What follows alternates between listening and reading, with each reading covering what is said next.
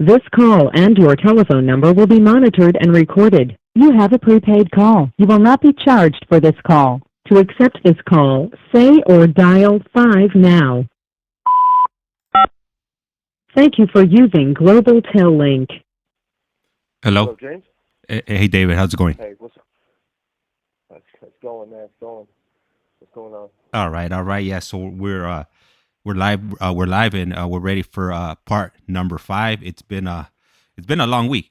We've been doing multiple phone calls over the last few days. First of all, I want to go ahead and thank you. For taking time out of your day. To make these phone calls Yeah, you know pretty much walk us through your life and giving us as much details as possible and coming through pretty much. no, that's cool, man. That's cool. And you're welcome, man. And like I said, thank you again for giving me this opportunity to tell my story and for giving us this platform um, of change and just to show what we've been through, Um, so yeah, it's been a long week. It's been a long week, man. And I was gonna ask you, right? I mean, okay, so after this one, after this session right here, should we take a break for the holidays? Because I don't think we're gonna get finished on this one. Um, I think we're gonna go to most of it though. Yeah, I think yeah. we're gonna get So to most of it. yeah, so I'm actually gonna be working tomorrow. I'm not gonna be able to spend the holidays here with my family. I'm gonna be working. That's Uh, cool. um, but like just let me know whenever you're available. I'll be off on Friday. I'm gonna work again on Saturday, and then I'm gonna be off Sunday, and I'm working on Monday. So if any of those days that That's I'm off cool, man. works for you, then we could definitely Yeah, jump on. Or even I think on Sunday I'm working a late shift, so yeah, if we could jump on the phone earlier on in the day, that would be great. If not, then we could just wait until my next day yeah. off. We could. Yeah, we'll figure that out. At the end. Sunday sounds good. So give the listeners a little break. Yeah, yeah. And myself too, man. All Yeah, right, then that's that'll work. cool, man. Appreciate it. Okay, so yeah, before I continue on, because last time I left off, um, I was leaving Wasco and I was arriving to Corcoran, and before I start that portion of my journey, is there anything that you want to verify with me? Is there anything that you need to ask me? Well, you know what? Right now, I actually looked over, and we got a few messages right now. So we got Amstar Uh, Media. She's sending a salute to you guys, and then right. Elias Yep. Man is saying hello to Silas, Ricky, and of course Jesse and David, and Yep. All right. I'll let the boys know. Yep. then also Mad Max 48 is sending his saludos also. That's cool, man. Salute to them, man. And thank you for tuning in again. All right. So with that being said, man. All right. So I got endorsed to Corcoran, and I arrived on 8/7/15. So that's August 7th, 2015. I arrived to Corcoran, and I had been to SADF, which is New Corcoran, which I explained in one of my I think the first sessions um, back in 2000. So it was kind of a sobering reality, to go back in that direction again, because that's pretty much where it all started for me. That's the place where I started level one. That's the place where I left the level 4180. And that helped, that place right there, that uh, uh, uh, SAT-F, that helped start the machine in motion, man. That helped create the monster right there. So seeing that when I rolled up, um, I was passing, when you first arrive, you go around New Corcoran first because you have to drop people off. So we pulled into R&R right there. You know, whenever you go to state prison, you're gonna stop at every prison along the way because your bus isn't exclusively for the people going to your institution. We're spread out. It's just one long chain. So I went into various prisons along the way. I stopped at Pleasant Valley, remember that, and then we went straight from Wasco to Corcoran. So when I pulled around CSATF, um, I got to see the buildings, I got to see the yards, and every building is numbered and labeled. so they can see from the outside, where you're at. And I got to see the buildings that I was in, and I can actually see from the way that it was designed. I got to see some of like my old cells. I got to see the level 1 yard. I got to see the 180 yard. I got to see the level 3. I got to see where the hole was at, and it was just crazy how all of those emotions kind of flooded back. And I was thinking about the people that were in those cells. I was thinking about who's in my cell, the cell that I left behind. What are they going through? And those are the thoughts that cross your mind when you're pulling up into a prison. And I know a lot of the fellas in here, we talk about that. That it's a feeling of anxiety before you pull up to the prison. And I look at the details because I look at the engineering marvel that a prison complex is. These they figure out every little nook and cranny of this type of incarceration. I mean, down to the way the food ports are, the way the towers are situated, the symmetry of everything. So I'm looking at CSATF, and I'm like, man, they really, even the towers, they're a little fatter. There's gun towers that circle the prison. They're probably I don't know, I couldn't say for sure how far they are apart. It could be 200 feet, 300 feet, but there's gun towers that circle each institution. And CSATF, because it was made, I think, in 98, 99, that's when it opened. It had a new appearance to it. Everything, the towers were white, they were shiny, everything looked new in 2000 when I was there. But when I came back around again, I could see that there was a little bit of wear. It started to look like an actual prison that had been there for 20 plus years. So I'm cruising around. I leave CSATF and I pull into Old Corcoran. Now, Old Corcoran, that's a whole different ballgame right there. Old Corcoran is a notorious prison. People might have be familiar with some of the notorious inmates that were housed there, Charles Manson and people like that. But they have a special place for those. For those people. Where I was going to go wasn't in their area.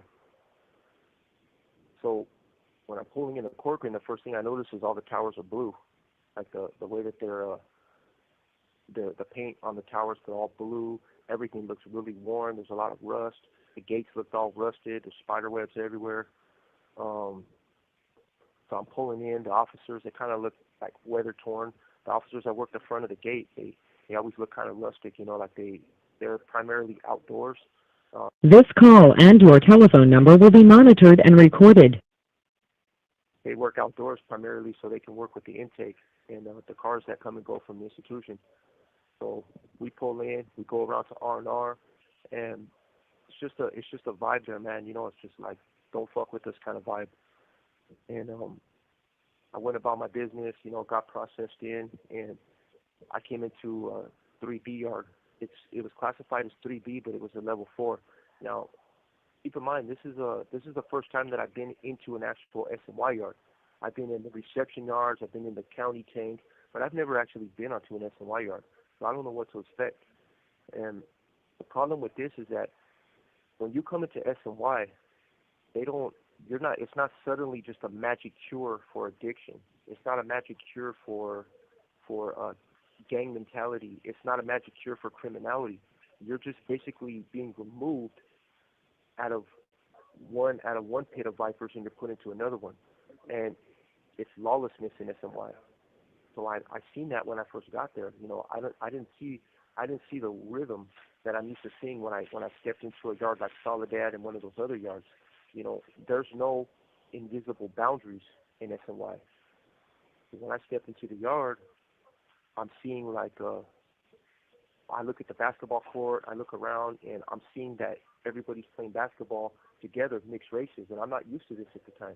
I'm thinking, damn, Mexicans have their part of the court, Northerners have their part of the court, the blacks have their part of the court, and, those barriers and those boundaries exist.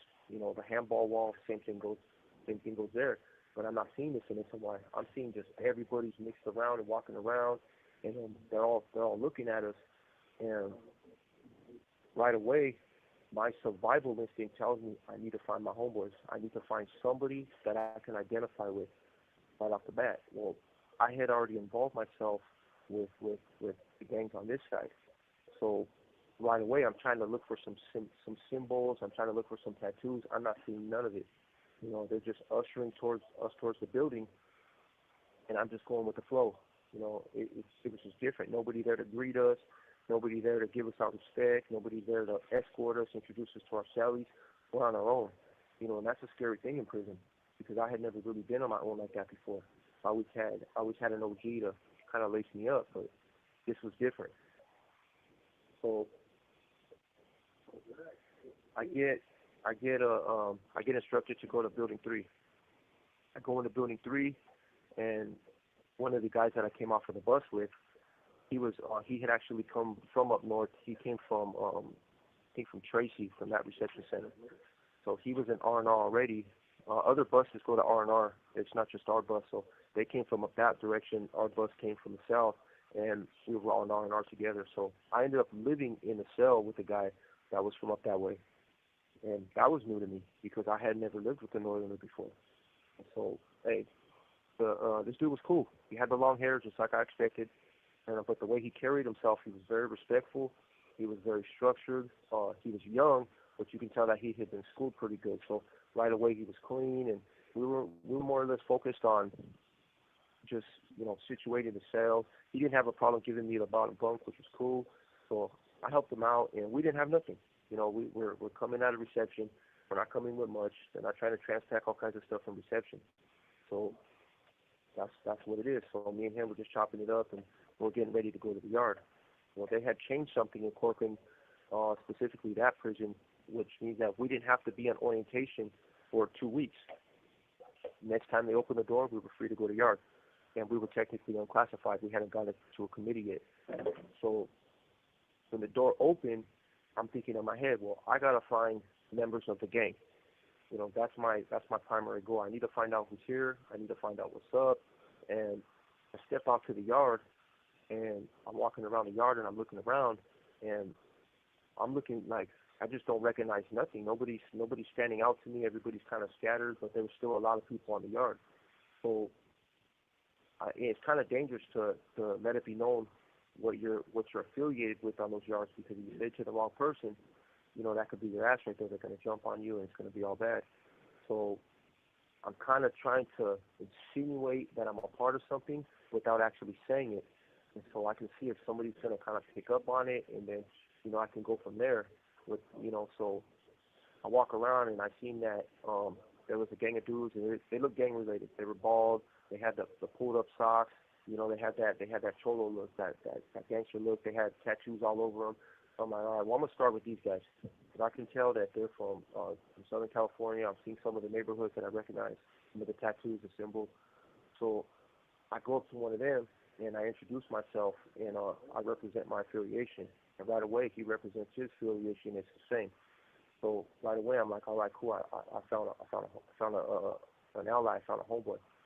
So we start talking, and he introduces me to everybody, and right away they're asking a million questions. The screening process is a little different in SNY because, they want to know why you're in SNY. They want to know where you're coming from. They want to know how long you've been SNY. They want to know how long you've been affiliated. They want to know this and that. They want to know because you had to put in work. You had to get off on somebody, which is commit violence, to be affiliated with any type of gang in here. So they had to verify that, and I had all the documentation. I had the write-ups, and I had my it's called a 128G, which means that it's a document that shows prison history. So I had something similar to that. I hadn't gotten a committee, so I hadn't received the one that I was waiting for, but I had something that was along those lines. So they were satisfied with that, and we ended up talking. We ended up teaming up right there, and that started a sequence of events. You have 60 seconds remaining. At the end of the day, I knew I had no business associating with people like this, but my value was so tied in to my status within the gang that I was willing to feed myself the delusion. James, I'm gonna call back. Yeah, perfect. Thank you. All right, and I see that you guys are putting in some comments on there. As soon as he calls it back, I'll go ahead and start reading off some of them. And let me see, I gotta bring it up on my phone because I'm not even.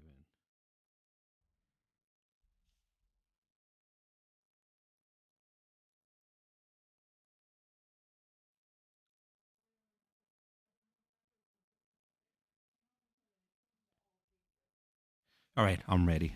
I have to bring it up on my phone because where I got the way I got my microphone positioned to my computer, I can't see the chat, so it's easier if I have it on my phone to read off the messages.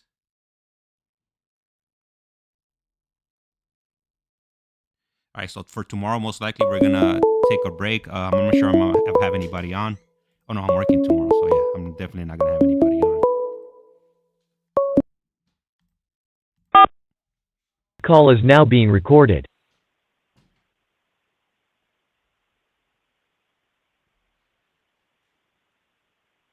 Hopefully it connects because I didn't hear anything.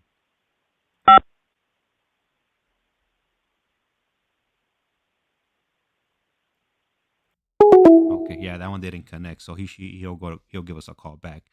Anyhow, so let me see. The first message I got on here is gonna be from a man. So and then I'll continue down the line right now when he calls back, which shouldn't.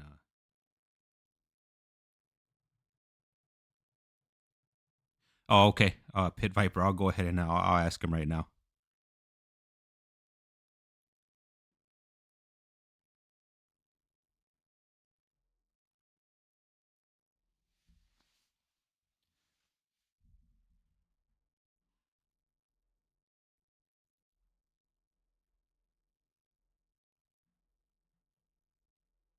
All right, here he is calling. He's calling back again. This call is now being This is recorded. Global Tel Link. You have a prepaid call from David Lopez. an inmate at the Centinela State Prison, Centinela, California. This call and your telephone number will be monitored and recorded. You have a prepaid call. You will not be charged for this call. To accept this call, say or dial 5 now. Thank you for using Global Tel Link. All right, David. Before you continue right now, I have some comments right now that I want to read off. The first one's gonna be from Okay. Elias Man. He puts, "Bro, I really enjoy Silas' communication skills and his story, but David's story is so heartbreaking to hear. Even though a lot of his circumstances were self inflicted." And then let me Yeah, see what else we have here. that's the worst. And Yeah, thank you, man. then, and That's then the worst part of it, man. Is that this is self-inflicted. and then Yeah. M Star Media puts Iceman, I agree with you. And then Iceman puts hoping he stays drug and violence free. So people are definitely rooting for you. You know, you stay on the right track. And then Mad Max puts absolutely. And then Yeah. Hey, thank you guys. we have Viper or Pit Viper and he's asking, is he Uh-huh. still a SUI? Um, no, I mean, I'm in SNY, so I don't have any affiliations.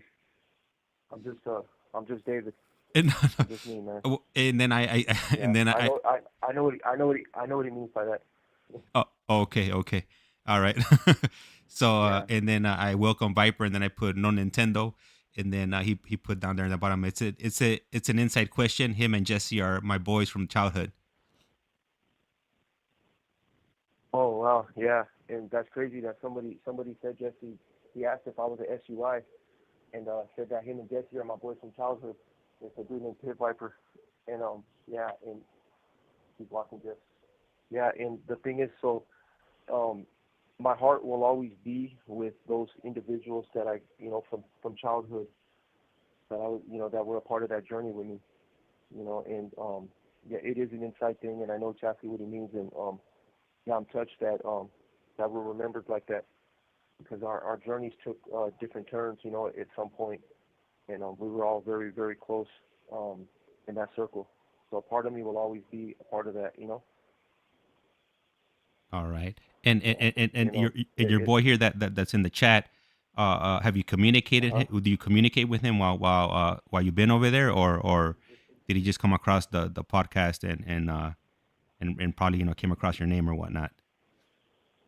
Yeah, I don't honestly. I'm not sure who that is. Oh, okay, okay, You know, but it's obviously somebody not you sure know. who that is. Okay. Somebody he knows me. He knows me, and he knows Jesse, so and he knows about the connection. Yeah, so it's Okay. somebody who knows us. Okay. All right. Cool. Perfect. Thank you. Thank you for clarifying that. Really appreciate it. Yeah. So yeah, we have our suspicions, you know. Yeah, yeah, we have our suspicions, man. All But right. All right. yeah, yeah. Anyway, though, man. So yeah, I get over there, man, and that's the thing. Okay, so when I tell people, ask me, well, how were you able to get lasting change, right? I tell them, well, I ran myself through a cactus patch over and over and over again, and any time that there was a path out of it, I went right back into the cactus because I didn't I didn't know what was wrong with me at the time. I was refusing to acknowledge what I was, what I had become, that I was the problem. So that's why I was able to walk into so many terrible situations because my eyes were closed, you know, to what I was doing and to who I was hurting. I had one objective, man. My main objective from a pretty young age was acquire my drug of choice.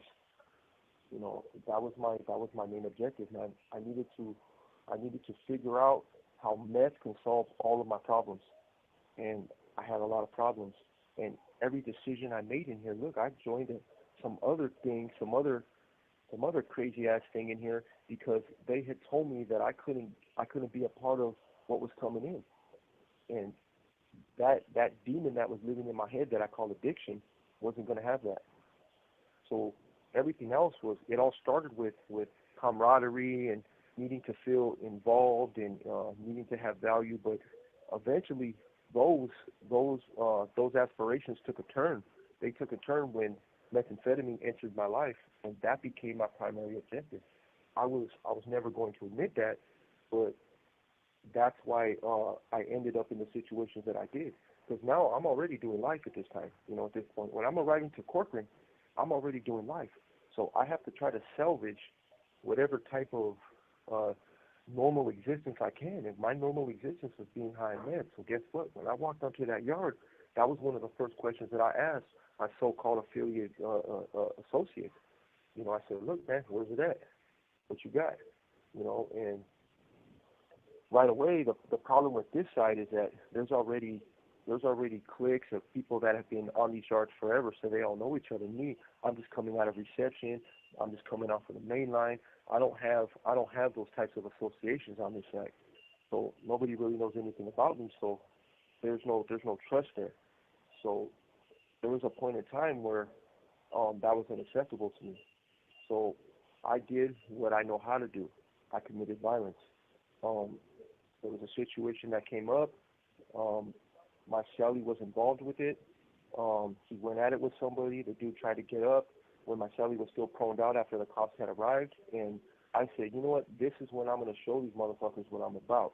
You know, so I jumped up when the officers had already responded, and I ran up to the dude that he was fighting. He was trying to get up, and I just started kicking him in the face, and I was on him. You know, they ended up having to, they sprayed me. I got sprayed so bad with pepper spray, and they ended up hitting me 3 times with one of those expandable batons. So that got me off of the guy. Now, one thing that I experienced at that moment was, man, I felt like I had done something to establish myself on that yard. That's where suddenly I had value. I felt like I was important. But the problem was, is that I wasn't prepared for the next generation pepper spray that these officers had on them. I had never experienced something like this before in my life, you know, and they made sure that I wasn't going to be a threat no more. So they emptied multiple cans of pepper spray on me. I was already on the ground, proned out, and one of the officers came up to me and he told me I don't waste pepper spray. And he shook the bottle and he emptied the rest of the bottle on, into my face, just drained it all over me. So there's some people in here that wear pepper spray gracefully, like I did This call and your telephone number will be monitored and recorded. when I was younger in juvenile hall. I wore the pepper spray kind of gracefully. It burned, but I wasn't like I was that day. 20, you know, that was like 2015. Um, I was like I was in a panic. I couldn't breathe. I was freaking, I was like weaving everywhere. I was stumbling. They had to like, I was blind. I was covered in it. and they're like they're trying to grab me to take me to detox, and I don't know where I'm going. There's people that are prone down on the ground. I'm tripping over them, and I got like mocos hanging down my nose, and I'm like gasping for air, and it's just that I had never been sprayed with something like that before. Like that right there, I'm telling you, it took my wind, man. I thought I was gonna die. So I'm going, I'm thinking in my head like, don't panic, because you're just gonna make it worse. And they walked me across the yard into a building, and they put me into a shower. So the shower is like every shower on a level 4, this is a 270, but every shower on a level 4, it locks. They lock you in the shower. It's got bars. So all 270s look the same. Most 180s look the same. The prison design. So the 270 design is more like a giant square. It has a 270 degree vantage point from the tower. So that's why they call them that. There's 3 sections, and top tier, bottom tier. So each section has their own shower on the top and on the bottom. They all got gates. They all lock. So they take me into the lower C section shower, lock me in there, and they leave me handcuffed. And they press the shower. They press the shower on to detox me. Well, I told you that I had learned how to put my handcuffs in front of me, when I was in the hall. So right away, I'm like panicking, man. The last thing I want is my hands behind my back while I can't breathe. So they're running the water on me. They tell me just to use my head to hit the little thing, to hit the shower. This call and your telephone number will be monitored and recorded. And they're outside, and they're just telling me, look, man, just keep your head in front of the water, it'll go away. And then they see that I'm starting to jump my cuffs, and they tell me, don't jump your cuffs. And I'm just like, man, fuck you guys, I'm jumping my cuffs. I don't care what you guys say. So right away, I jump my cuffs, and they're like, don't touch your face. The first thing I do is I touch my face. I'm trying to rub this shit off, and it's just rubbing it into my skin. And everything they told me not to do, I'm doing. And it just made it worse, man. I was dying. So they see that now they want me to put my cuffs back. I'm not putting my cuffs back. I don't give a shit what they tell me. I'm not putting my cuffs back. So they physically grab me, turn me around, take the cuffs off, put it back behind me, and now they're escorting me. So here I go stumbling back across the yard again. There's a place called the program office. Every institution or every yard has one, and that's where the administration for the yard is. The captain, the lieutenants, sergeants, they all work out of that office, and they have the cages where they process assailants and victims and people that leave the yard. Everybody, they have these phone booth cages that are in there. So they're walking me across the yard to the program office. Here I go, man. I'm stumbling again. I'm tripping on everything. I can't see. I rubbed it in my eyes, and yeah, it was a nightmare. So they take me back. They take me into the cage, and the incident that happened with my cellie, when the guy jumped up, it started as a one-on-one between my cellie and somebody else, and it actually turned into a 2-on-1 because I didn't mention that somebody else jumped in and started hitting the dude, and I was kind of like, damn, if this dude's gonna jump in, I gotta jump in. So when I jumped in, the 2-on-1 it turned into a 3-on-1, and back in my day, a one-on-one assault, like I had assaulted a lot of people in on the yards. So one-on-one assault, you're going to the hole. 2-on-1, you're definitely going to the hole. That's a shoe turn. 3-on-1, I'm like, damn, I'm probably gonna get new charges. So and because I kicked him in the head, and they had to use the force that they did to stop it. I'm lucky I didn't get shot, because a lot of times the tower, they have to protect the victim, so they'll just shoot you from the tower. So I'm thinking I'm going to the hole for sure. So I'm already asking people, the sergeants that walk by, I'm asking them, well, how long am I going to be in this cage? And, how long does it take us to get to the hole right here? And they're looking at me like, what are you talking about?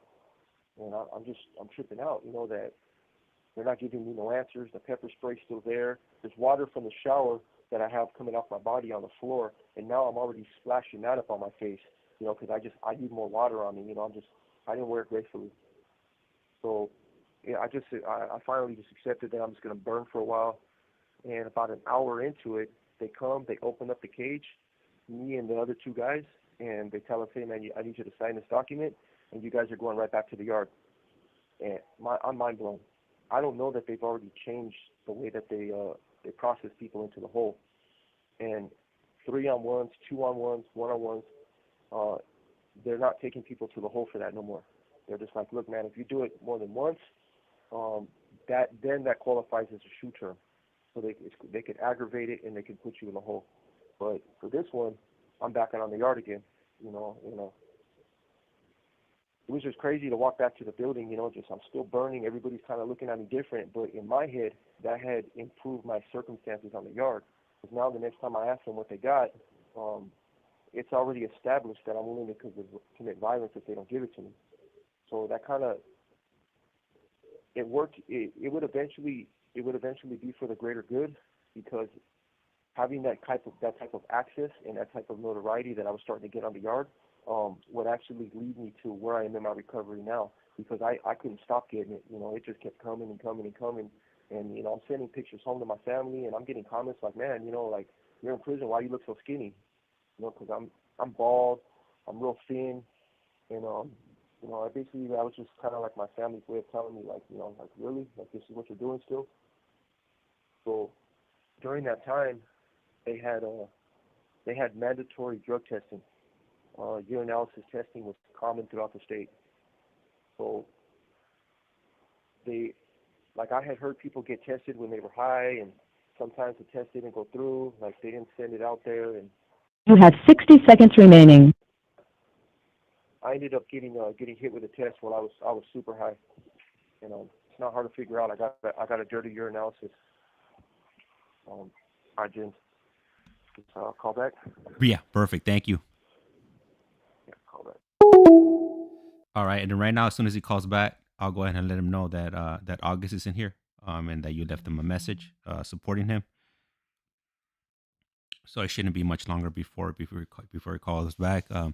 Everybody should be used to the 15-minute phone calls, cutting off. So once he calls back, we'll go ahead and continue. And nice man, I just read your message. Yeah, you're absolutely right. We could all, definitely help out when it comes to youth. Um, I wish I had more time in my hands. I wish there was more than 24 hours in a day. But any way I could help out, that's why I'm doing this YouTube channel. Just to put these type of stories out, and hopefully, if somebody listens to them, and they'll think twice about going down that road. Or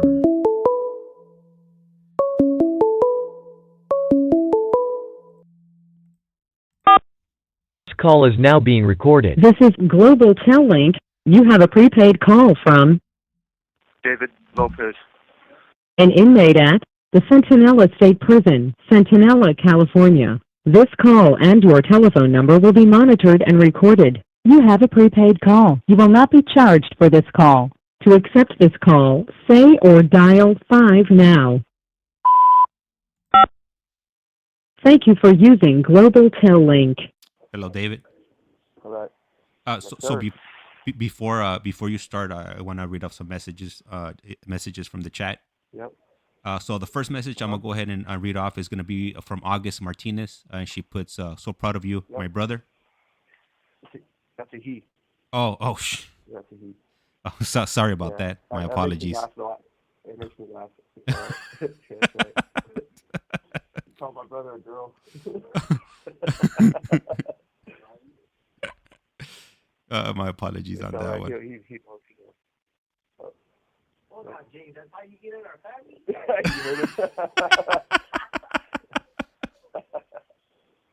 Yep.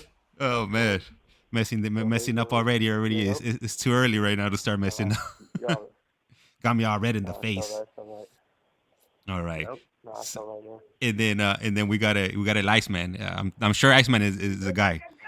Yep. And then he wants to know, can you ask David what were his points at the highest point, his highest point level? Oh, I only got to 123. Yeah, I was at 123, and I say only because I know a lot of guys that went into like the hundreds. I mean, we're talking like 200, 300. Yeah, I know a guy here, Silas, I think has over 200 still. But yeah, I got to 123, and the thing is with the point system, right, is most of the guys that jack up their points like that, except for Silas, he was with it, man. He's got a real genuine and real story. But my points were mostly for violence, mostly for 115s, for fights, assaults. So you get 6 points per 115. If you have an incident with a weapon, like for the battery with the weapon that I had in 2001, I got 16 points for the assault and 16 points for use of a weapon. Even though I was the guy that was holding him down, I got hit with the full whammer, so that's 32 points. So there's ways to jack it up. Silas, I believe, had a lot of stabbings, so that's why his is in the hundreds. So I got to 123. Yeah, it's a little different. Oh, and then dirty drug tests. There's guys in here, man, when they were doing the mandatory drug testing, they got nonstop dirties, man, one after the other. Every dirty 6 points. And they were getting dirties once a week. They didn't even care. You know, they had no visits. They have nothing, no hope, no family, no nothing like that. So they got their points. I know guys that got their points into the hundreds just from dirties. Yeah, so, yeah, 123, though. Thank you for sharing that with us. Yep.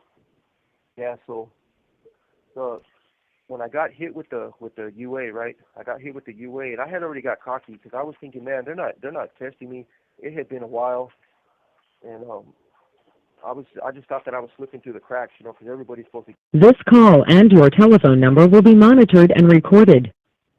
I was high probably 90% of the time, so it's not a surprise that any time they tested me throughout the year, I was good. So they tested me. I kind of thought like, my test ain't gonna go through. You know, I'm not gonna have an issue. But yeah, that shit went through, and it came back positive for use of methamphetamine. So I ended up losing my visits. I got found guilty. I lost my visits for 6 months. Lost privileges like day room and stuff like that.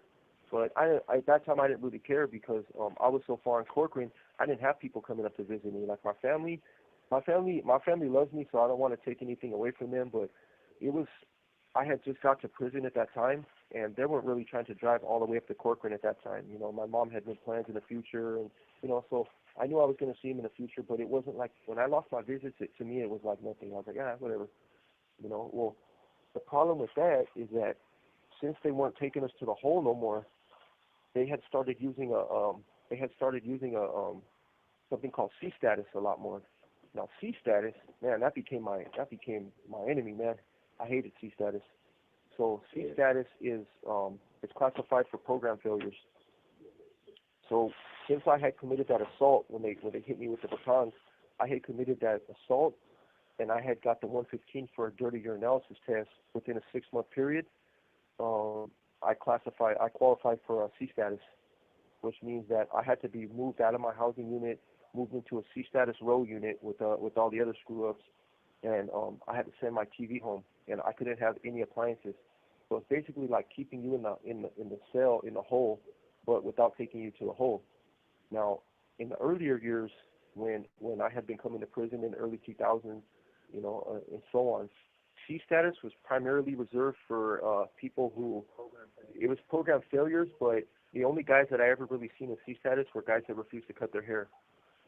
They used to put a lot of the Native Americans, because we had grooming standards. So the guys who would, you know, they identified as Native American, they were not going to cut their hair. That was their culture. That was their heritage. So they weren't going to cut their hair. So they were receiving 115s, which were write-ups for not cutting their hair, and they were in C status. So all the different prisons that I was at, it wasn't uncommon for me to see a Native American on C status. And I never really seen nothing else, because realistically, like, if they would have put any of us in C status that were actually doing things at that time, during those years, we would have just hit somebody and went to the hole just to get it over with. So now I'm on C status, and I don't know what to make of it. You know, I got another Sally. He's on C status, and you know, he was basically involved in the same things that I was involved in. You know, but during that time, man, an angel came into my life. You know, I had mentioned Irene before. I wouldn't have put her name out there, but it was mentioned in a comment, you know. So Irene came back into my life. She came out of nowhere. I was able to reconnect to her, and when I reached out to her, I just wanted to see what was up, you know. Like, that was my girl before. I had already like she already had a piece of my heart. So when I reached out to her, I just wanted to say what's up, just to see how how my ex was doing. And I was surprised about the response that I got when I reached out. She hit me back pretty fast, and she just wanted to see how I was doing. She told me she wasn't surprised that she was hearing from me, and she was just all I felt was genuine concern for me. So right away she was like, well, can you send I want to come see you. And that threw me off. I was like, damn, she's willing to drive 5 hours all the way up to Corcoran to come see me, and I could tell, in her words that she was serious. So I sent her the visiting form. I ended up getting an opportunity to call her and talk to her, and I told her, yeah, well, look, you can send you can fill out the application and you could send it up here, but it's going to be a little while until I can get a visit. So she asked me, she's like, well, why'd you lose your visit? And a part of me was like, man, lie your ass off. Don't don't admit it. But I knew that I couldn't do that to her. She had genuine love and concern for me. So I told her the truth. I can't get visits because I got her dirty for using meth. And she was just like, man, you're still getting high? Are you fucking serious? And it was just the surprise, the surprise in her voice, when I told her that I was still in her doing the same shit. She's like, look, man, I want to come see you. How long is your business going to be gone for? At that time, I only had a few months left on my loss of privileges, but during that time, I had a friend of mine, and he was in a relationship with a girl. And This call and your telephone number will be monitored and recorded. we're doing the same things together, like as far as criminal stuff on the yard, and he had lost his visits for a year. You see, when you get your second dirty drug test, you lose it for a year. Then, if you go 4 or 5 months on that year and you get another dirty drug test, guess what? Your year starts over. You got to start again. This dude had already had that happen 5 times at least. And his girl, I was seeing what it was doing to her. He would talk about it. She was devastated. She's like, man, all I want to do is just, be with my dude, and he's choosing to do drugs over wanting to see me. They didn't have it at that time. Lifers didn't have conjugal visits. We didn't have family visits. All she wanted to do was connect with her dude, just chill with him, just be a part of his, just be a part of his life. But he was choosing heroin and meth over their relationship. So I was able to see that. I was able to see it materialize. So when she asked me, she goes, well, are you high right now? And I was like, no, I'm not high right now because I'm on mandatory drug tests every week. I happen to be sober at this moment, but in reality, I had no plans on staying sober. I was going to just do my LOPEZ and just continue on my journey, but something told me, look, man, you're already clean this long. You're on LOPEZ, and I wasn't clean that long at that time. I mean, I would say maybe a month, probably a little longer, but I was lucid. I was lucid, and I started thinking, man, if I could stretch this out a little bit longer, I might have an opportunity to get visits, And I'm gonna tell you this, man, that there were situations that came up. But I didn't indulge, and I wanted to. But something told me, man, just explore this relationship right here, man. Don't throw it away like you've done everything else in your life just because you can't say no. And it was hard, man. It was one of the hardest things in my life, man, was fighting that urge. You're sitting in a cell. I got nothing around me but 4 walls. I got a cellie that's, he's a full-blown freaking meth head. He's a heroin addict, and he doesn't give a shit about my struggles. He doesn't give a shit about my visits. All he wants to do is get high. And the thing is that he didn't have a life sentence. He didn't have anything to answer for. He was doing about 18 years, had a little stretch, but he didn't really give a shit. So I made a decision to stay clean. Staying clean off of drugs wasn't the same as staying clean out of criminality. I was still a full-blown criminal. I was doing pretty much everything else. I was like, all right, so I'm not on drugs. So when I go and I do my mandatory drug testing, it's not going to be an issue, because I'm not doing drugs, but I sure as hell was selling them. I sure as hell was involved in this. I was involved with that. I was doing things that I wasn't supposed to be doing. I was doing things that would get me caught up. But in my head, I was thinking, well, as long as I don't lose my visits, I don't care what else I lose. It was bad enough that I was losing my phone privileges. So that was my two main things: don't lose my phone privileges, don't lose my visits. Do everything else. Being involved with gang activity, being involved with violence, that was just, to me, that was just a norm in prison. I wasn't doing anything other than what everybody else was doing. That shit was going all around me. SNY was a freaking mad. It was a madhouse. There was no rules. I was seeing that there was more fights, more stabbings, more incidents that were happening on SNY than I had ever seen on the main line. Yeah, we had huge incidents over there, but they were more structured. For something to happen, there was a reason. Everybody wasn't just walking around wilding out. Every time that I had done something or I had elected to assault somebody, it had to be sanctioned all the way around. I couldn't just walk up and do something. It had to be agreed upon that this would happen. So SNY was different.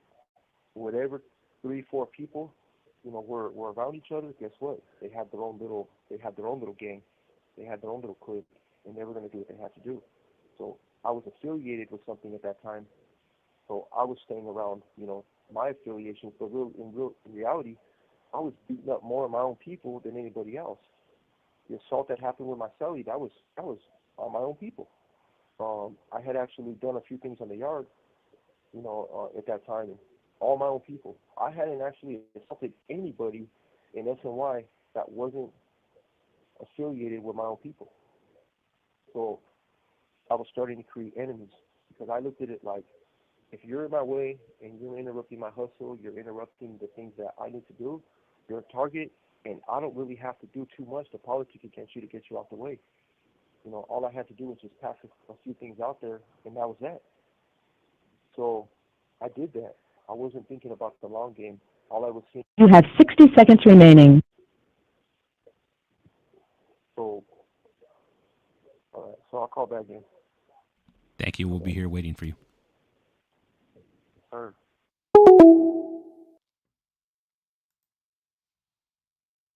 And I meant to put haunting, not hunting. Uh, so I'll go ahead and ask him right now. When he calls back, about his status and if they still have what was it? Let me see here.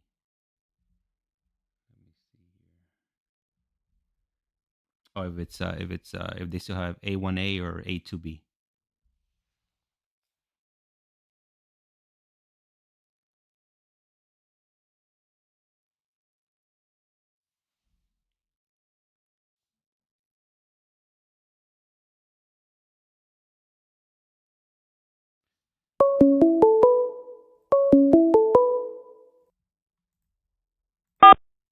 This call is now being This is recorded. Global Tel Link. You have a prepaid call from David Lopez. an inmate at the Centinela State Prison, Centinela, California. This call and your telephone number will be monitored and recorded. You have a prepaid call. You will not be charged for this call. To accept this call, say or dial 5 now. Thank you for using Global Tel Link. Hello, David. All right, so I have actually I have a two-part question from Mad Max 408, and he wants to know if you work in there, and is he A1A or A2B? Do they still have that status? No, I'm A1A assigned. I work full time, and I'm a law library clerk. So I'm a library assistant, which means I work in the law library, and I also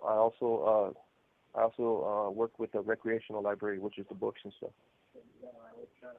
Yeah, I actually got Jesse's old job. Yep.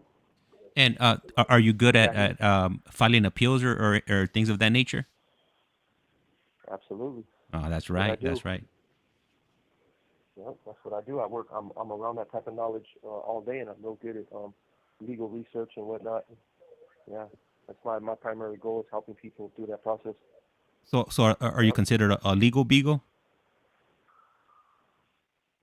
I'm considered a nerd. Okay. So I think a legal beagle would limit my nerdiness. just classifying myself as that. Yes, I am that and so much more. All right, all right. Yeah, yeah. So, um, yeah. So I got that. Yeah, Irene came back into my life. I'm on C status. I've I sent the visiting form out. It came back. She's approved to visit me. So we're just kind of playing the waiting game. Well, during that time, because I had got the dirty urinalysis test, that disqualified me from staying on 3B in Corcoran. They were trying a program called it was called EPF, Enhanced Program Facility.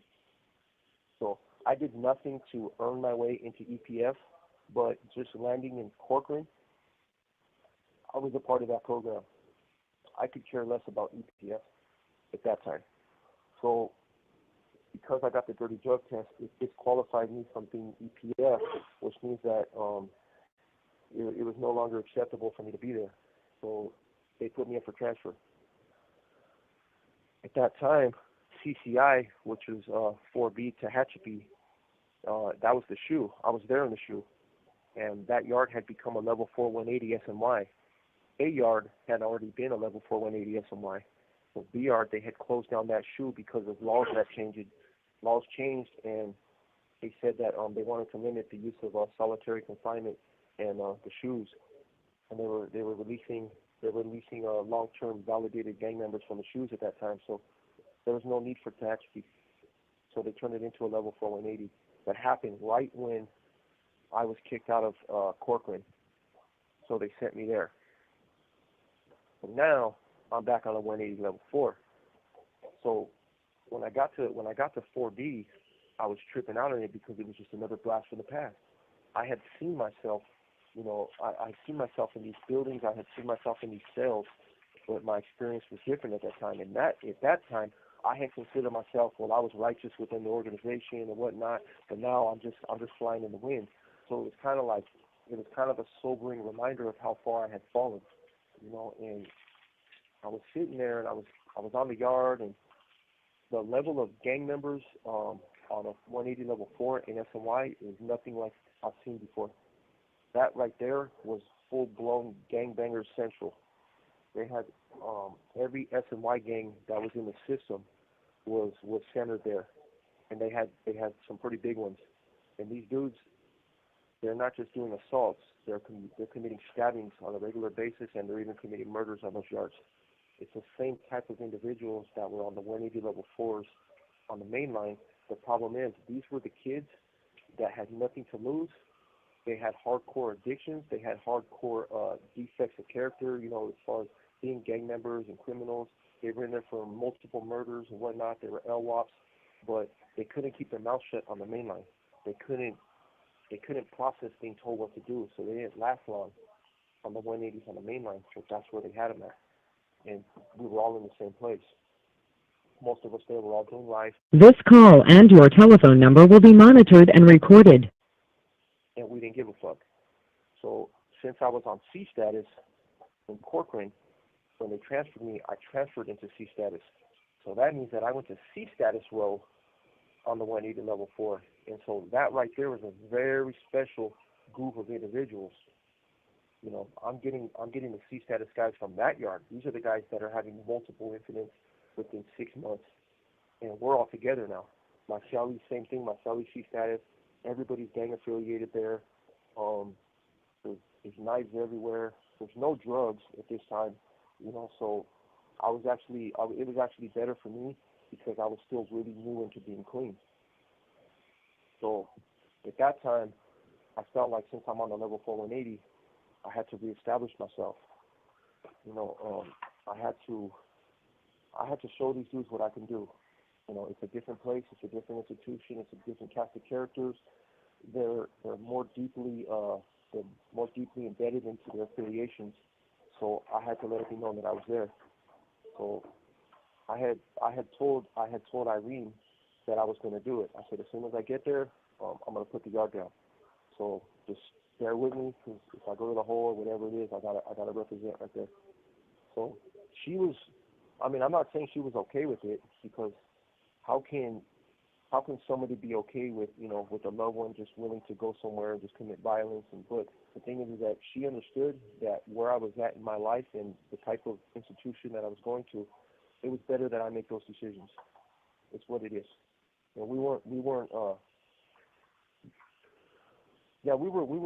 formal. We were formal at that time, but it was to the point to where she was still trying to feel me out to see, like, man, if this fool's doing too much, I'm gone. And I understood that. So I don't want to say we weren't committed to each other, because we were, but we were more like, we're committed until you do something stupid and I got to leave again.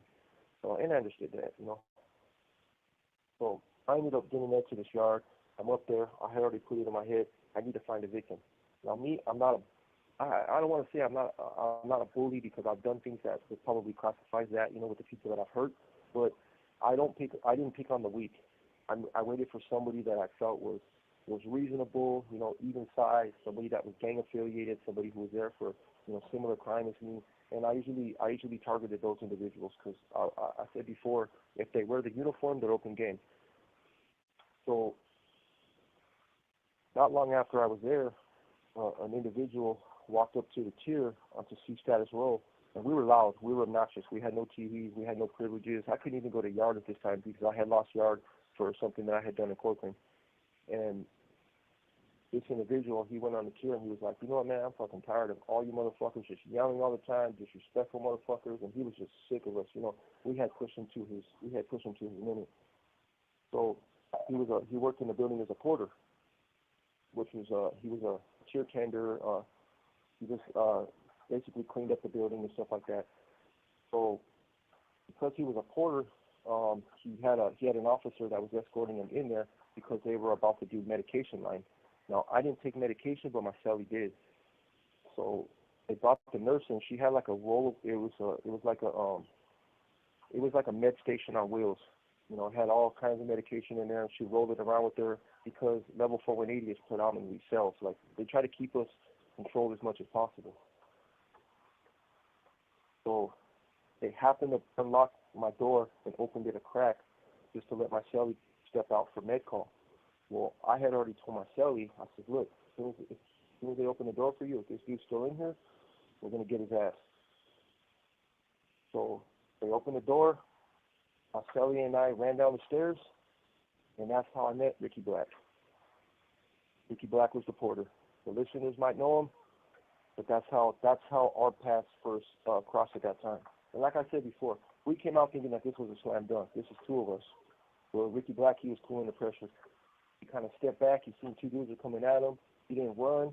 He just kind of like, the nurse, she was kind of like, what the hell's happening? Because we started swinging on Ricky Black right in front of the nurse and right in front of the officer. At that level, when you say you don't give a fuck, you don't give a fuck. If you're in there, we're going to do what we got to do.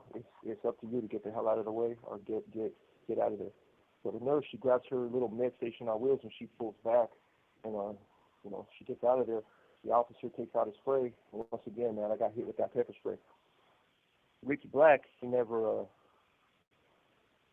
didn't let us get behind him. We were trying to flank him, we were trying to get behind him, we stayed on him, and he was real smooth in the way he did things, man. Like, I felt like he was getting us more than we were getting him. He was hitting us good, and he was sliding, we started sliding around on the pepper spray, and I'm taking bursts from the pepper spray. I'm running into my cellie, like we're supposed to be on this dude, and we're running into each other, and we're falling over this bench that was right there. And the whole time, Ricky Black, he didn't stop. This call and your telephone number will be monitored and recorded. He was like a pit viper. Every time he struck, I felt it. It was going right for my jaw. So eventually, we just couldn't take the pepper spray no more. The incident was over. So we prone out, but this pepper spray, it was a different generation from the one in Corcoran. This shit, I couldn't breathe. And I already told you guys, I don't wear this pepper spray lightly. I'm gasping for air, and I know it's bad because Ricky Black is gasping for air. They want us to lay down on their stomachs and prone out, and that's the last thing I want to do. I want to lay on my side. I want maximum oxygen, and they're coming up on us, and they're handcuffing us, and we're gasping for air. Ricky Black looks like he's about to die, and they take us all out of there. And that should be kind of ghetto. They don't got no fancy detox. They pulled us out to the building. They told us to get on our knees, and they hit us with a water hose. are spraying us down. Each of us, we're just right there. We're in different spots, locations, and they're just hitting us with water hoses. So I already learned the first time not to touch my face. I'm not gonna wipe nothing. I'm just gonna let the water drip off of me. But I'm dying. They go and they put us in a bunch of cages. So it's me in one cage, Marcelli's in another cage, and Ricky Black's in the third cage, and we're in a row. They put us in the cage, and I'm jumping up and down. You know, I'm trying to get some air on me. I'm trying to breathe. I feel like I'm gonna die. Marcelli's sitting there. He's miserable, and Ricky Black goes in the cage, and he's like, "Woo, that was fun." You know, and we're looking at him like, "What the hell is going on with this guy?" You know, he's just like he's burning, but he's just like, you know, man, I didn't think you guys were gonna do that. You know, and he's like, so we're chopping it up, and you know, we actually like we got to know each other that time, and that's the crazy part about prison is because we meet some of our closest allies in those cages after fights.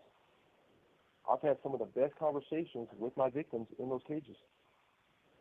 You know, and that's the nature of this beast in here. That's the nature of this place, you know. Yeah, I burned all night. Ricky burned all night. Marcelli burned all night. The next day, it was still burning. Every time I touched something, it reactivated.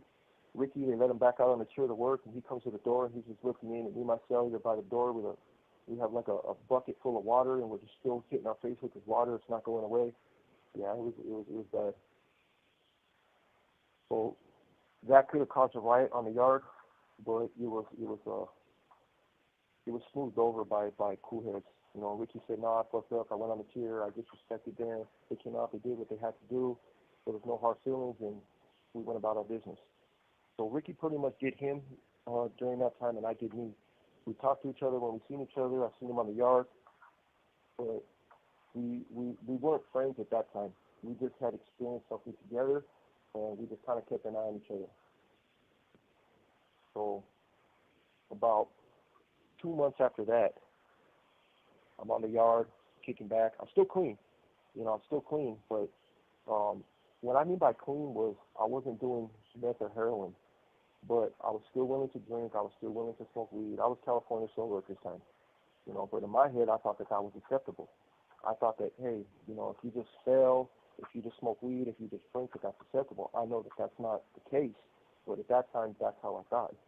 I can knock somebody out here and there. I could just go about my business. You know, I got nothing to lose.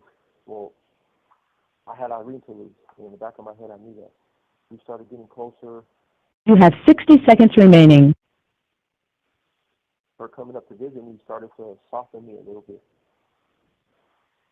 Call back, James. All right, thank you. All right, this story is definitely taking some twists and turns. We're getting into the love story part of it, and I don't think anybody else on here we've had a story like this that I could recall. Somebody correct me if I'm wrong, but definitely anticipating him calling back, exciting, and literally under the edge of the bed because I am at the edge of the bed right now. Like always, before I started recording, everybody was home, and my wife just took off a little while ago, so I'm home alone again, if you will. Um, there he is. This call is now being This recorded. is Global Tel Link. You have a prepaid call from David Lopez. an inmate at the Centinela State Prison, Centinela, California. This call and your telephone number will be monitored and recorded. You have a prepaid call. You will not be charged for this call. To accept this call, say or dial 5 now. Thank you for using Global Tel Link. Hello, David. Hey, James. Okay, I got Yes, I got a question on here before you start. Yep. So Sounds Mstar good. Media is asking, does David still have his attorney, or is he pro se now with his law knowledge? What are some things that he does to pass his time? Oh, man. Okay, so I actually do have an attorney right now through the Public Defender's Office because I recently became eligible for a bill called SB 483 because I was sentenced to 42 years to life. For the 2 years, 40 to life was for the murder and for the gun. for 2 years were for the prior prisons. Well, SB 43 says that those are no longer legal. So they actually resentenced me. They should have done it on the 21st, which was yesterday, to remove the 2 one-year enhancements. And because I became eligible for resentencing on that, it opened up my case again for a hearing on the gun enhancement. So that's a big deal, because if they were to remove my gun enhancement, I'll go back down to 15 to life. I've been in for 13 years. So that would put me to board pretty quick, So it's a big deal, and they're working on it, and I'll probably have a hearing around May or June regarding that. So that's a work in progress. What I do to pass the time is the way that I behaved in prison before is not the way that I behave in prison now. Before, I was all about, criminality, drugs, violence, gangs. My life doesn't involve any of that no more. I don't associate with anybody that has anything to do with that. My social circle is all the clerks of the yard, the OMCP, which is the drug counselors. I hang out with those guys. My Shelly's a clerk. I'm with him a lot. We have a very positive post-social group of individuals here. We're all college students.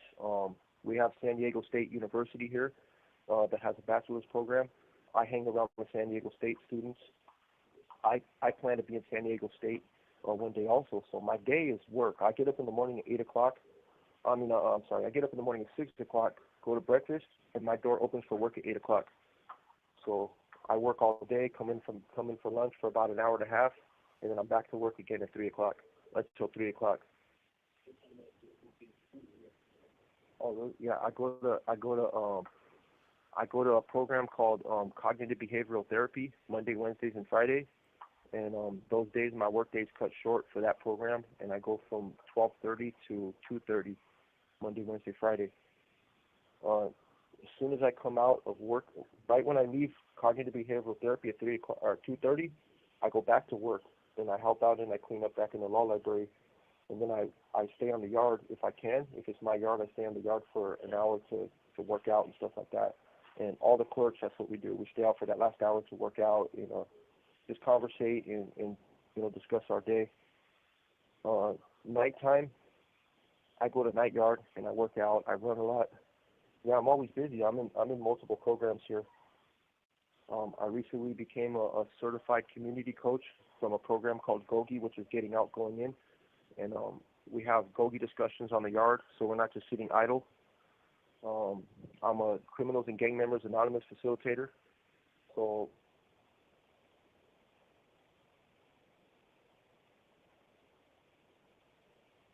Hello. I think we might have lost the connection there. okay. My tablet. Yeah, we can hear you now. We lost you for a moment there. How long? What did Gogi, where did you lose me at? the Gogi. Okay, yeah. So the GOGI, yeah. I'm a certified community coach, so I run through the GOGI steps, and I'm also Criminals and Gang Members Anonymous. I work there I work for that program as a facilitator. I'm a sponsor. I work as a sponsor for NA. I have individuals here that they come to me. I'm their accountability partner. I'm their sponsor. So when they're thinking about doing drugs, I tell them, instead of going to the Connect, you stop and you talk to me. So that's what I do. I was having a conversation with somebody today, right before I called, with somebody who was struggling. That's what my day is. I live my life of service today. Anything that I have to do to be a positive addition to my community, that's who I am. That's what I do. Man, it sounds like you stay busy. You stay grinding. Cause, and good thing you do that, cause it gives you it doesn't give you time, to do focus on other things. No, but even if I did have that time, I would still find something to do. I'm in college. I'm taking one class right now, a cultural anthropology class, but in the spring I'm hoping to take 5 classes. I'm doing multiple colleges. So we have an in-person college here through Imperial Valley College, and I'm an Imperial Valley College student. And I do another college from Coastline College, so I can help kind of speed up the process to my degrees. That's what I do. If I didn't have nothing to do, guess what? I'll pick up a book and I'll read it. There it is. That's the way right there. Yep. I will find something to do. And before you continue, I got another message right here. Mhm. So Elias man put poor Ricky, referring to that whole situation when you and that other guy jumped on him, and then Yeah. Poor Ricky. Poor me. Ricky gave us the business. No, I'm just kidding. and then I have a message from Stephanie. She puts so proud of you, nephew, for turning your life around and sharing your story. You have a good heart and are a force for good. May God bless you with may God bless the works of your hands. That's cool. And the crazy. This call and your telephone number will be monitored and recorded. My first happy memory that I discussed on our very first interview, that was her leg that I jumped on, and I had her dragging me around. Yeah, I remember that. I That recall was that. her. Wow, yeah, she showed up. That's That was nice. her. That was her. That's nice. That And was then her, man. Yeah, she showed up. we have one last comment here before you start your with your story here.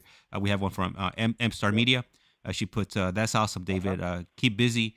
I'm sure. I'm sure it helps with your sobriety, etc. And cognitive behavior therapy is awesome too. Exercise is excellent for the mind and body and soul." Well, that's what I've been trying to tell Jesse. Exercise is good for the mind and the body. Yep. Oh, He's been out there getting it too. speaking of Go ahead. Jesse, tell him I said salut. I heard him sneezing a little while back.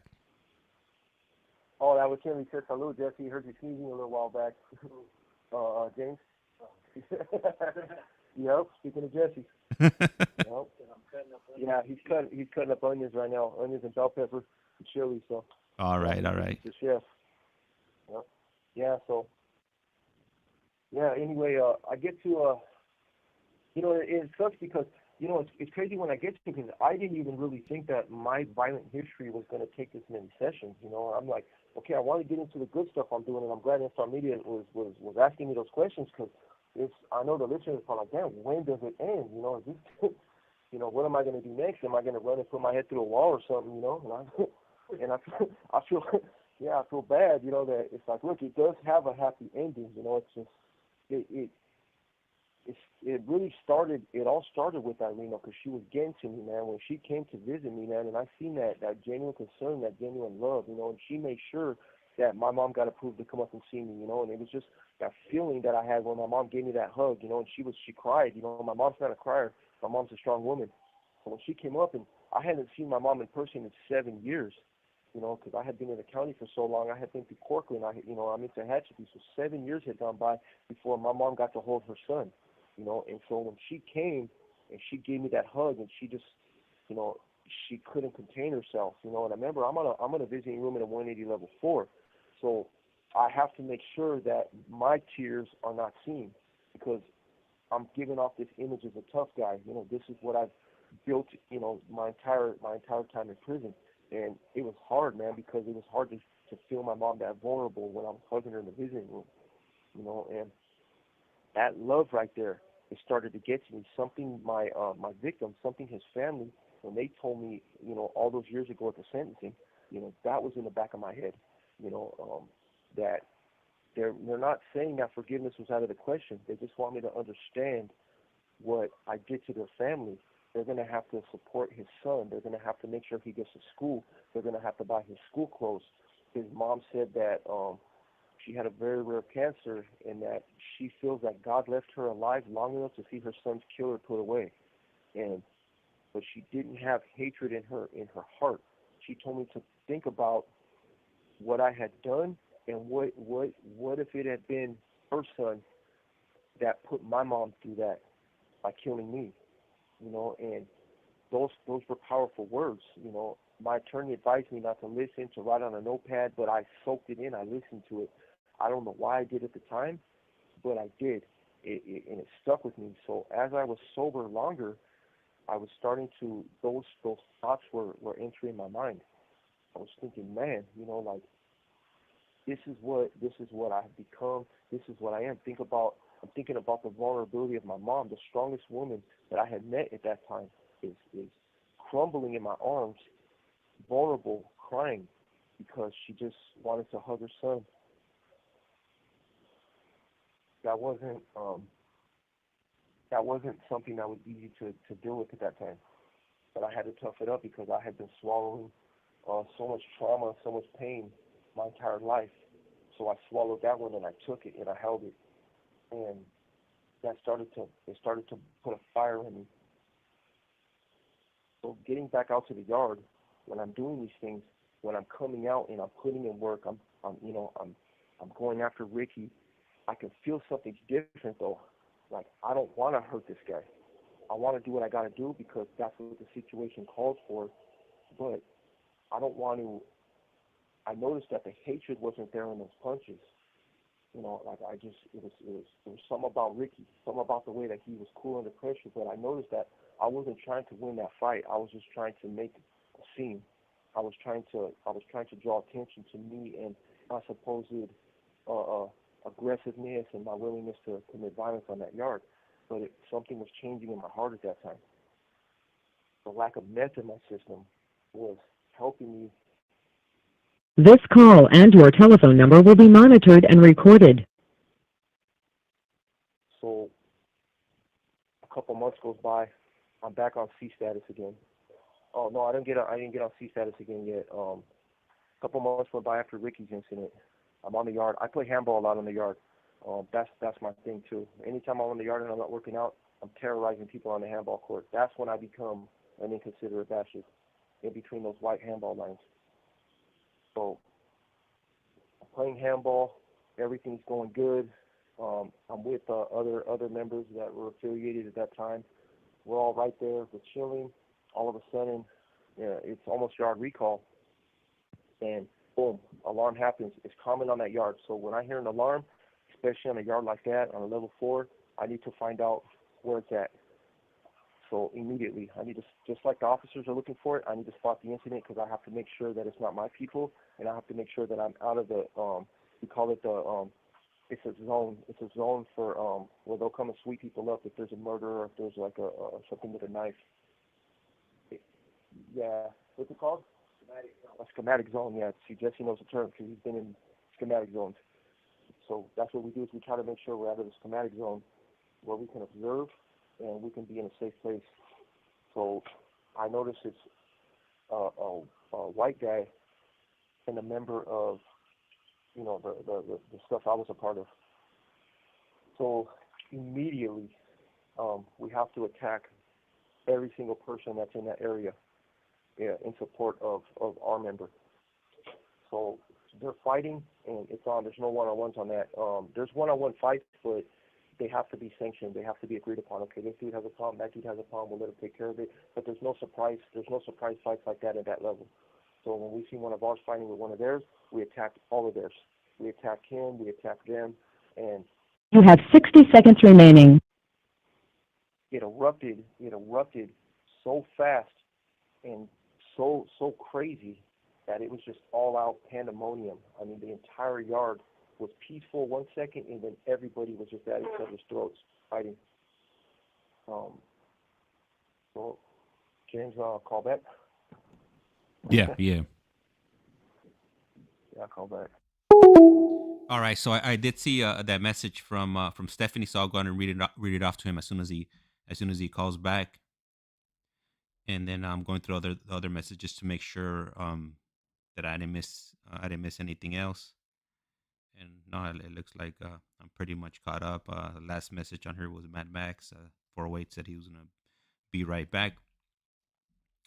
So I guess he took a good a break at the right time, right before the call came to an end. You know what I was thinking right now? I should probably get some elevator music to start playing while we have these little breaks.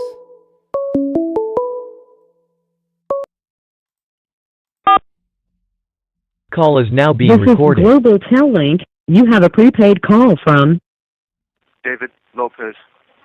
an inmate at the Centinela State Prison, Centinela, California. This call and your telephone number will be monitored and recorded. You have a prepaid call. You will not be charged for this call. To accept this call, say or dial 5 now. Thank you for using Global Tel Link. Hello, David. Hello? All right. So, Yes, sir. right after you shared that memory with us, with your tia that you were holding onto her leg, she actually Yeah, responded to that, and she put, I yeah. remember you doing that, nephew, fun times, and she put two little emoji faces laughing, That's that's cool, man. That's and cool. then Yeah. M Star Good Media times. put referring to when you were talking about your mom coming to visit you after the 7 years, she puts your Yeah. poor mama. And then Mad Max 408 put a little I crying emoji with praying hands. So definitely, I agree. a lot of people, we all heard the hurt in your voice, when you were speaking, which is normal, like obviously, you were Yeah. in a very touching moment, but also, you there's other things that are in the back of your mind that don't let you fully express yourself the way you probably should have, if it would have been a different setting.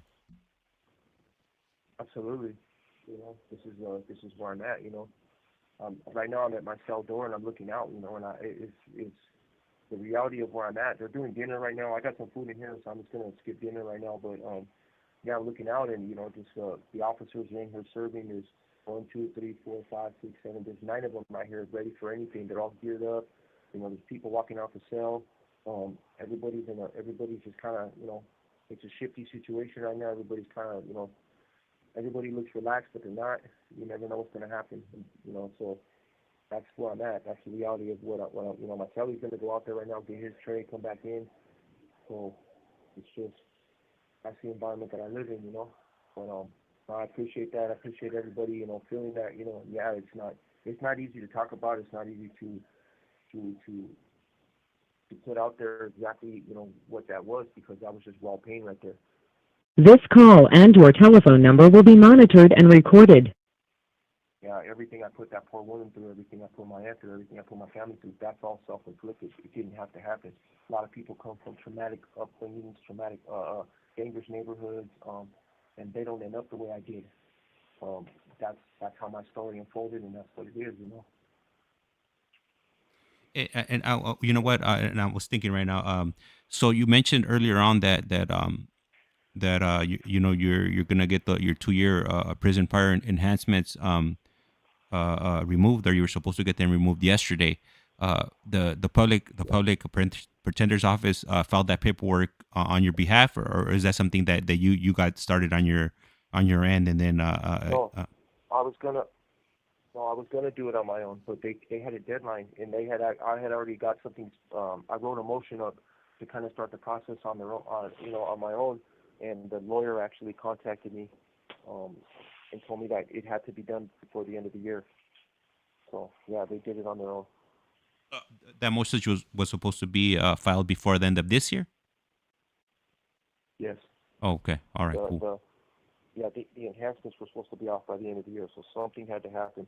The problem is like it's scary to think that the public defender's office is going to deal with my resentencing for the gun enhancement because I qualify under SB 620 now. But I can't. It's what it is, man. I have to trust the process, um, and let them deal with it, because we spent a lot of money on my murder case, and it's not. I'm not going to put my family through any more financial burden. For me, if they take it off, they take it off. If they don't, they don't. This is where I gotta be. This is I gotta pay the piper for the things that I've done. So I mean, they're gonna take the 2 years. That's a given, guaranteed, Yeah, pretty much. The gun yeah, enhancement, if they were to take off the gun enhancement, it would put you at 15 years to life. So would that make you yes. eligible to go to the parole board immediately? No, 2 years. Yeah, in 2 years. Yeah, because I've been Oh, down 13, so they'd have to take me to board on my 15th year. oh, okay, okay. I thought, for some reason, I thought you Yeah, had been down that's a little bit longer. different term. Different term, Holmes. Different term. All right, all right. Yep, yep. So, yeah, so when I left off, shit just kicked off. That's how prison is. It's happened before. I've been in them before, but this just seeing it, it was surreal. I told you that I have a superpower of running into a situation where I'm practically getting jumped, and I did the same thing in this riot. I seen people that were affiliated with this individual that was fighting my people, and I ran towards them and just started swinging on anybody that was in that area, and there was a few of those guys. So right away they're on me, I'm thinking, damn, I don't know if I'm gonna be all right in this one, because I got like 3 or 4 of them dudes that I'm kind of squaring off with, but it kind of leveled out. But there was a time where I was just fighting one dude, and we're all fighting, but it's crazy because remember, I'm fighting this guy, but all around me is 50 people just going at it, just fighting, just everywhere, just all over the place. And the cops, they don't respond they respond to the incident, but they don't go down into the incident. On a 180 level 4, they will not go down there because there's been situations where the fight will turn on them also. So they sit around, and that's when just the gassing comes, man. They're throwing grenades, the tower's shooting everywhere. I'm seeing those non-lethal blocks flying all over the place. They're all around me. I'm seeing people try to run out of the way and scattering. So whoever's not fighting is scattering in different directions, and it doesn't stop. It's not. There's no get down. Is not even. That's just a formality that they're calling. The officers are yelling, "Get down! Stop fighting!" They're shooting. They're trying to dissuade everybody. The pepper spray bombs that they use, they're not stopping us.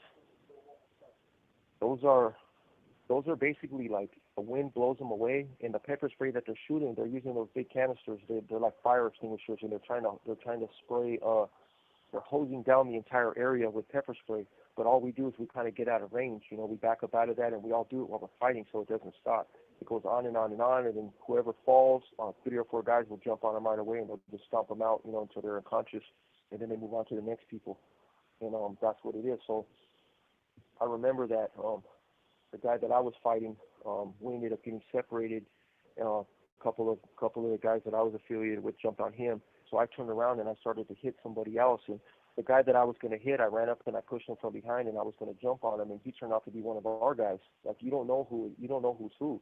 When I was about to hit him, I took him off guard, and guys had to grab me. No, he's with us, so me and him, we just looked at each other, we nodded to each other, and then we went and attacked somebody.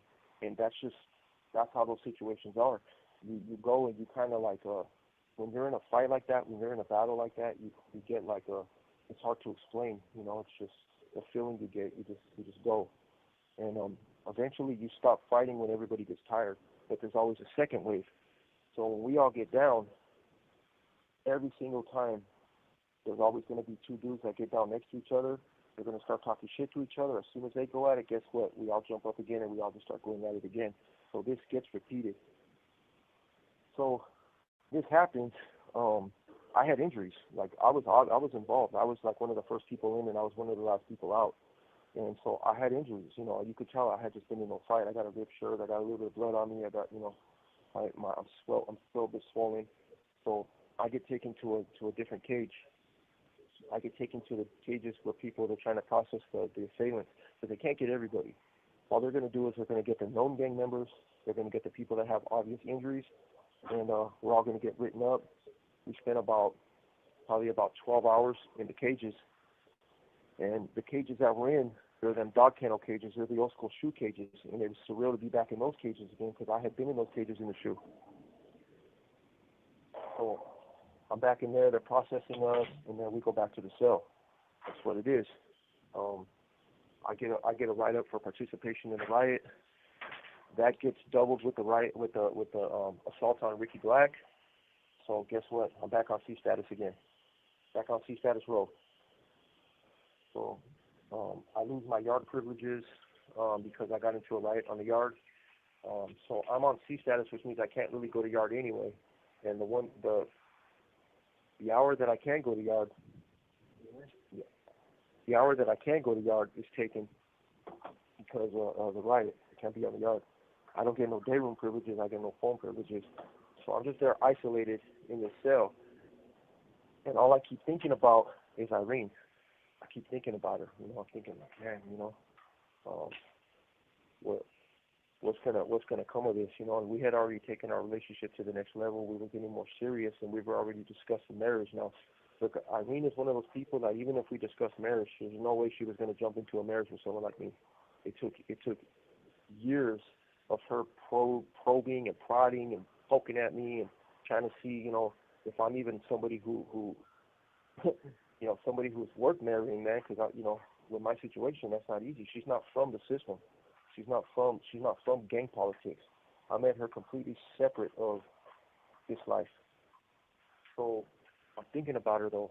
During that time, they had started to say lifers were going to start getting conjugal visits.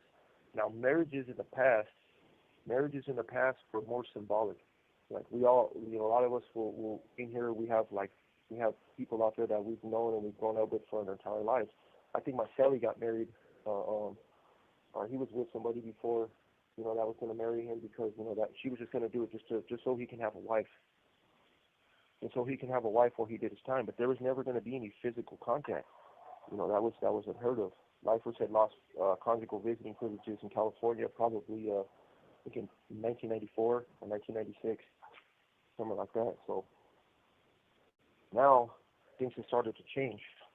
They started talking about giving lifers back family visiting. So me having some sort of a physical relationship with my spouse, being able to go out there as a family, being able to cook, being able to go out to the yard and just be a part of my family dynamic, with Irene, with my immediate family. That was something that was it was being discussed. But I was on, because of the time that I had and because I was fucking up so bad, I was on close custody, which means that I wasn't eligible for family visiting privileges when they did come back because of close custody. I had to stay 115 free for 1 year for them to take me off close custody. I couldn't even stay 115 free for a matter of months. Just since I came into SNY in 2015, I had already received 6 115s, at this time. So she started to ask me. This call and your telephone number will be monitored and recorded. She's asking me, what's causing you to get these 115s? And I didn't lie to her. I told her that I was affiliated. She looked at me like I was freaking crazy.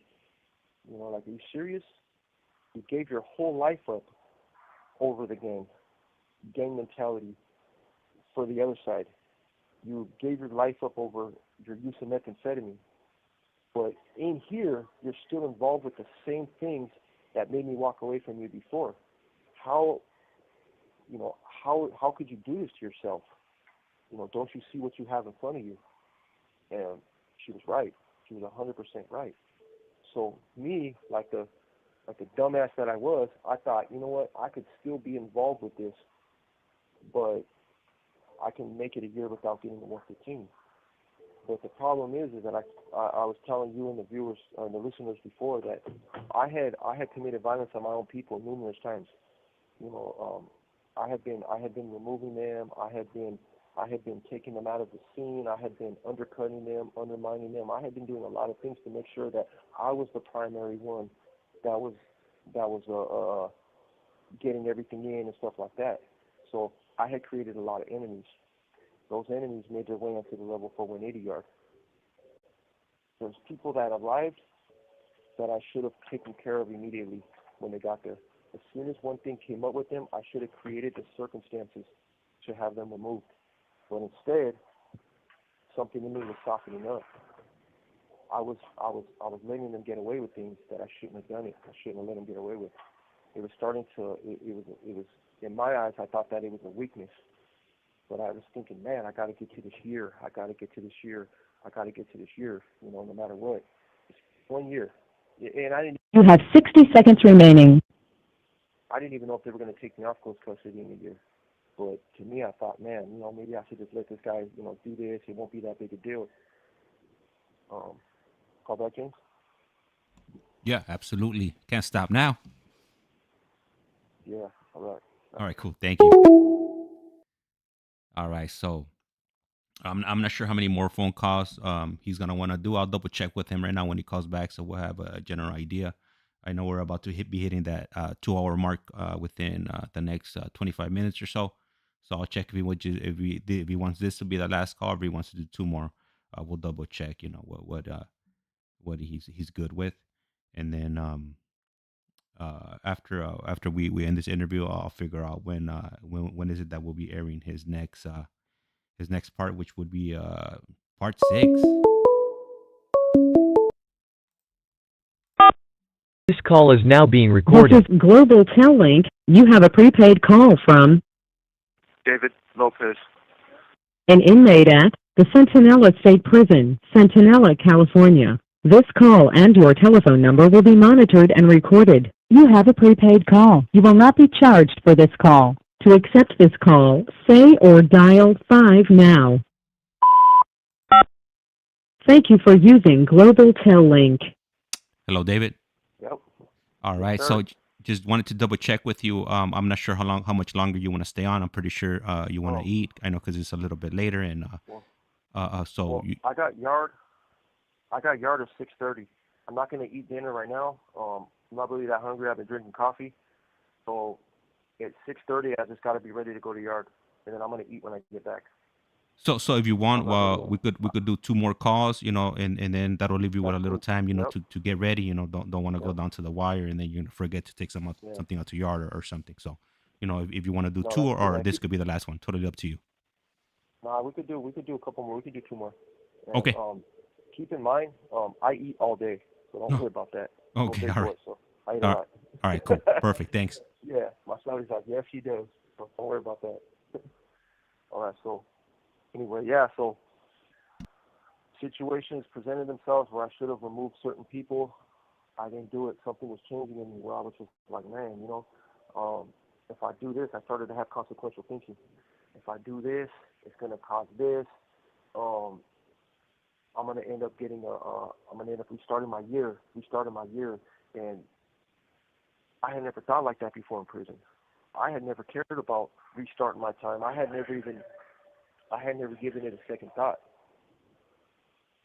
But now, I really had me thinking about things, and during that time, I had actually proposed to her, and she said she agreed that she would marry me. And that stood out to me because now we're thinking about a future together, and she's putting it in my head because I told her, look, I'm never going to get out of prison. Understand this, I'm going to die in prison. I've accepted that. That's what it is. So if you're willing to accept that, it's I'm good, And she never thought for a second that I was going to die in prison. She was telling me, "What are you freaking crazy?" She goes, "You're not LWOP. You're not life without parole." But in my mind, 42 to life was as good as LWOP. I'm going to die in prison. I know people that have been in here 30, 40 years, and that to me, it's like, man, what's there to go home to after that? This is what it is. I'm going to build my life from here, and that's going to be that.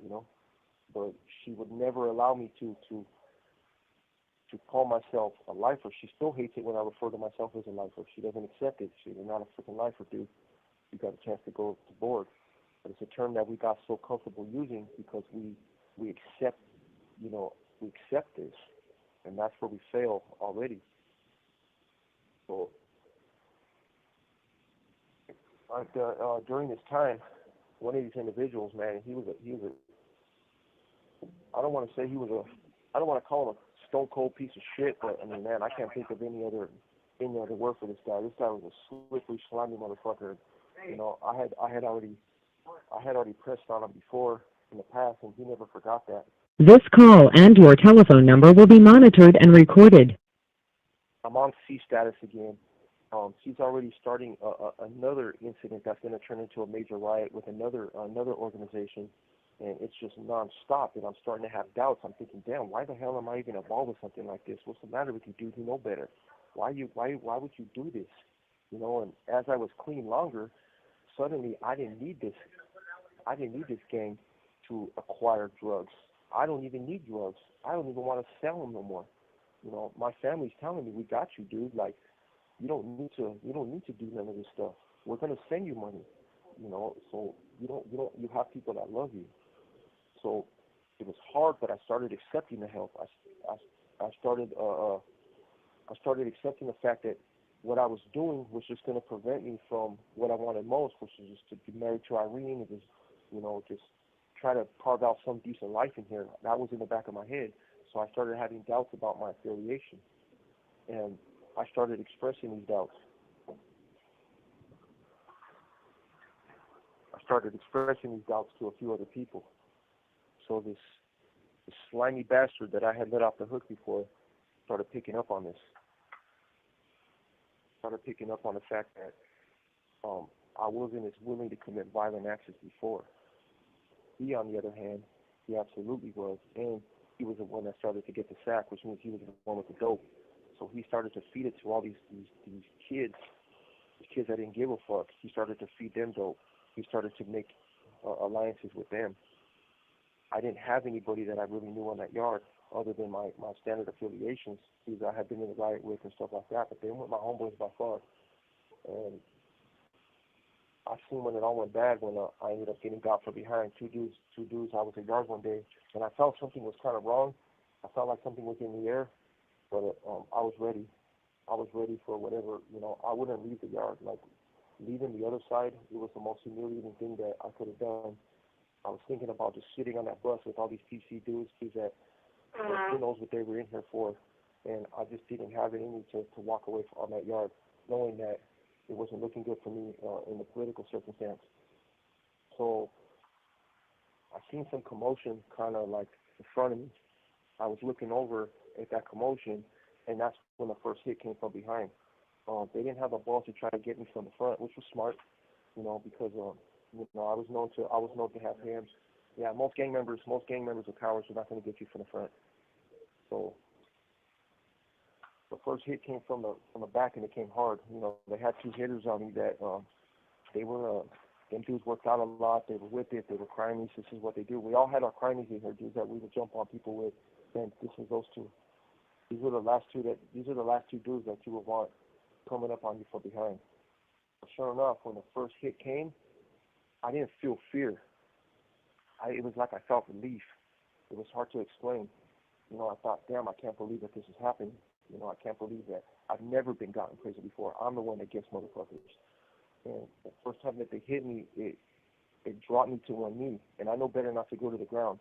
And that ground's real chewed up, And I know better not to go to the ground, but that first hit dropped me, and I came down on my knee so hard I took a chunk out of my knee. A chunk of skin came out. And I knew that I kind of turned that momentum, and I grabbed onto one of the other dudes, and that's when another guy came. And he started letting up on me on my head. And all I did, that's when the shooting started. Right away, we were at a distance to where the officers started shooting. They're called 40 millimeter direct impact rounds. So they start letting up on us. They're yelling to get down. I ain't fucking getting down. I don't give a fuck what they say.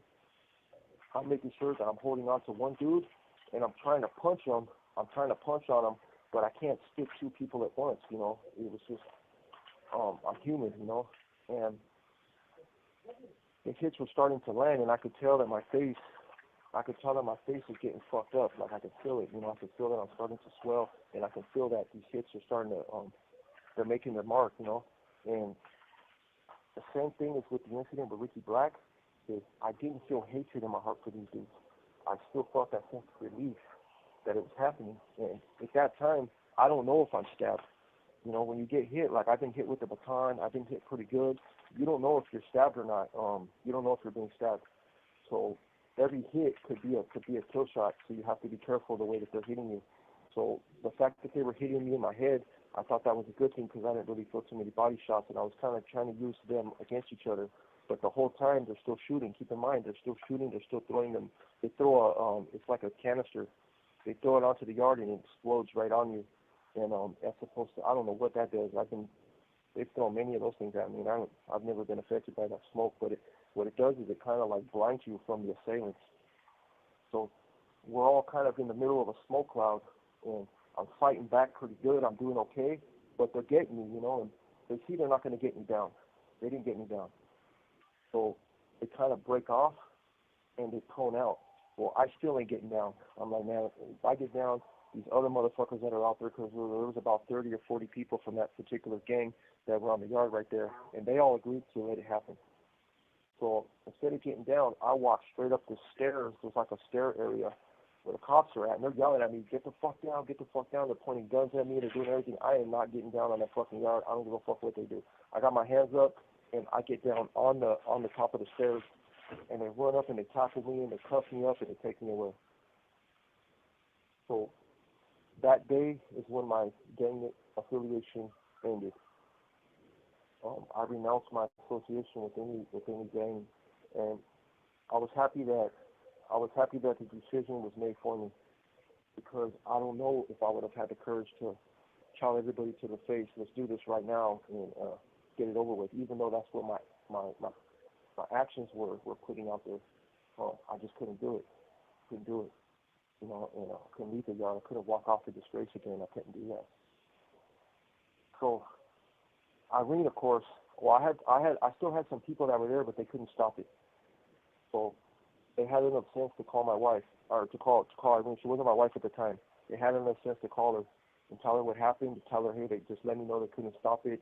And there was one person that was upset, because when they had me, when they were on me, I was just waiting for this one person to run up and just hit one of them. I was thinking, all right, all I got to do is stay awake, stay conscious, and stay up on my feet.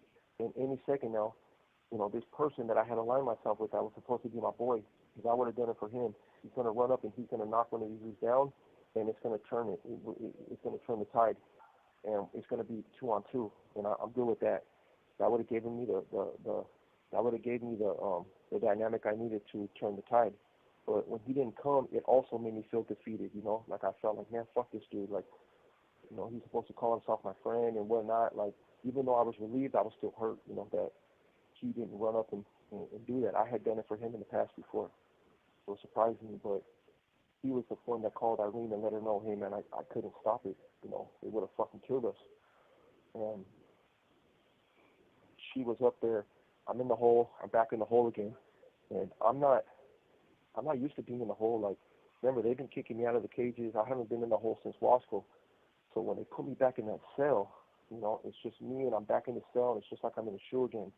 And these walls, they start closing in on me. They started playing tricks on my mind. I had a lot of fear. I didn't know what was going to happen. I didn't know where I was going to go. I didn't know if I was going to get got in the next place. I was just happy that I didn't get stabbed. And I didn't know what my journey was gonna hold. And Irene drove 4 hours to go see me for a 1-hour visit, all the way in the mountains in Tehachapi, just to make sure that I was okay, to make sure that I had a writing package, to make sure that I had, money on my books for food. And it just blew me away seeing that woman right there, just with that genuine concern and that love. She just looked at me and she kind of smiled. She's like, man, you look fucked up. And I was. I was like, yeah. I was like, is it bad? Is it bad? And I can't see because you don't got mirrors in the hole. There's no mirrors. And she's just like, dude, you look fucked up. How bad's my eyes? She's like, it's bad. Don't even look at it. And, but most importantly, though, I was alive. I was alive. I didn't have holes in me. And they were going to transfer me back to a... This call and your telephone number will be monitored and recorded. They were going to transfer me back to a level 4270, which was in Calipatria. And I had never been to a yard, in prison where I wasn't affiliated with something, so that was scary. It was scary to know that I was on my way to another institution, a level 4 institution, and not being able to know what was ahead of me.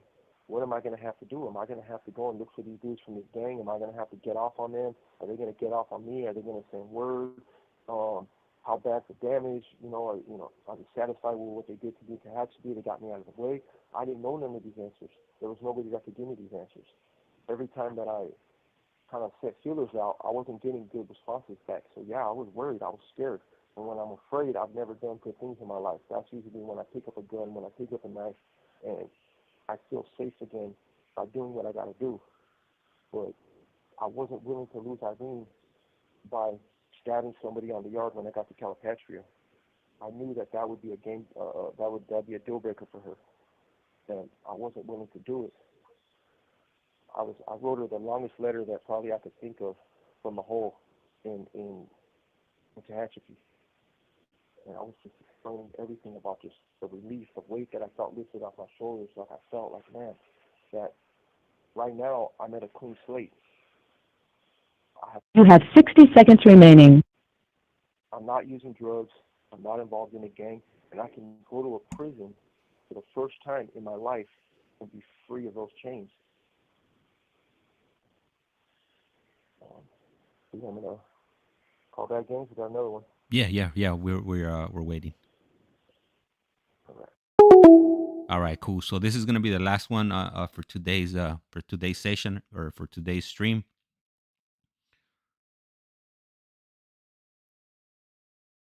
Yeah. So the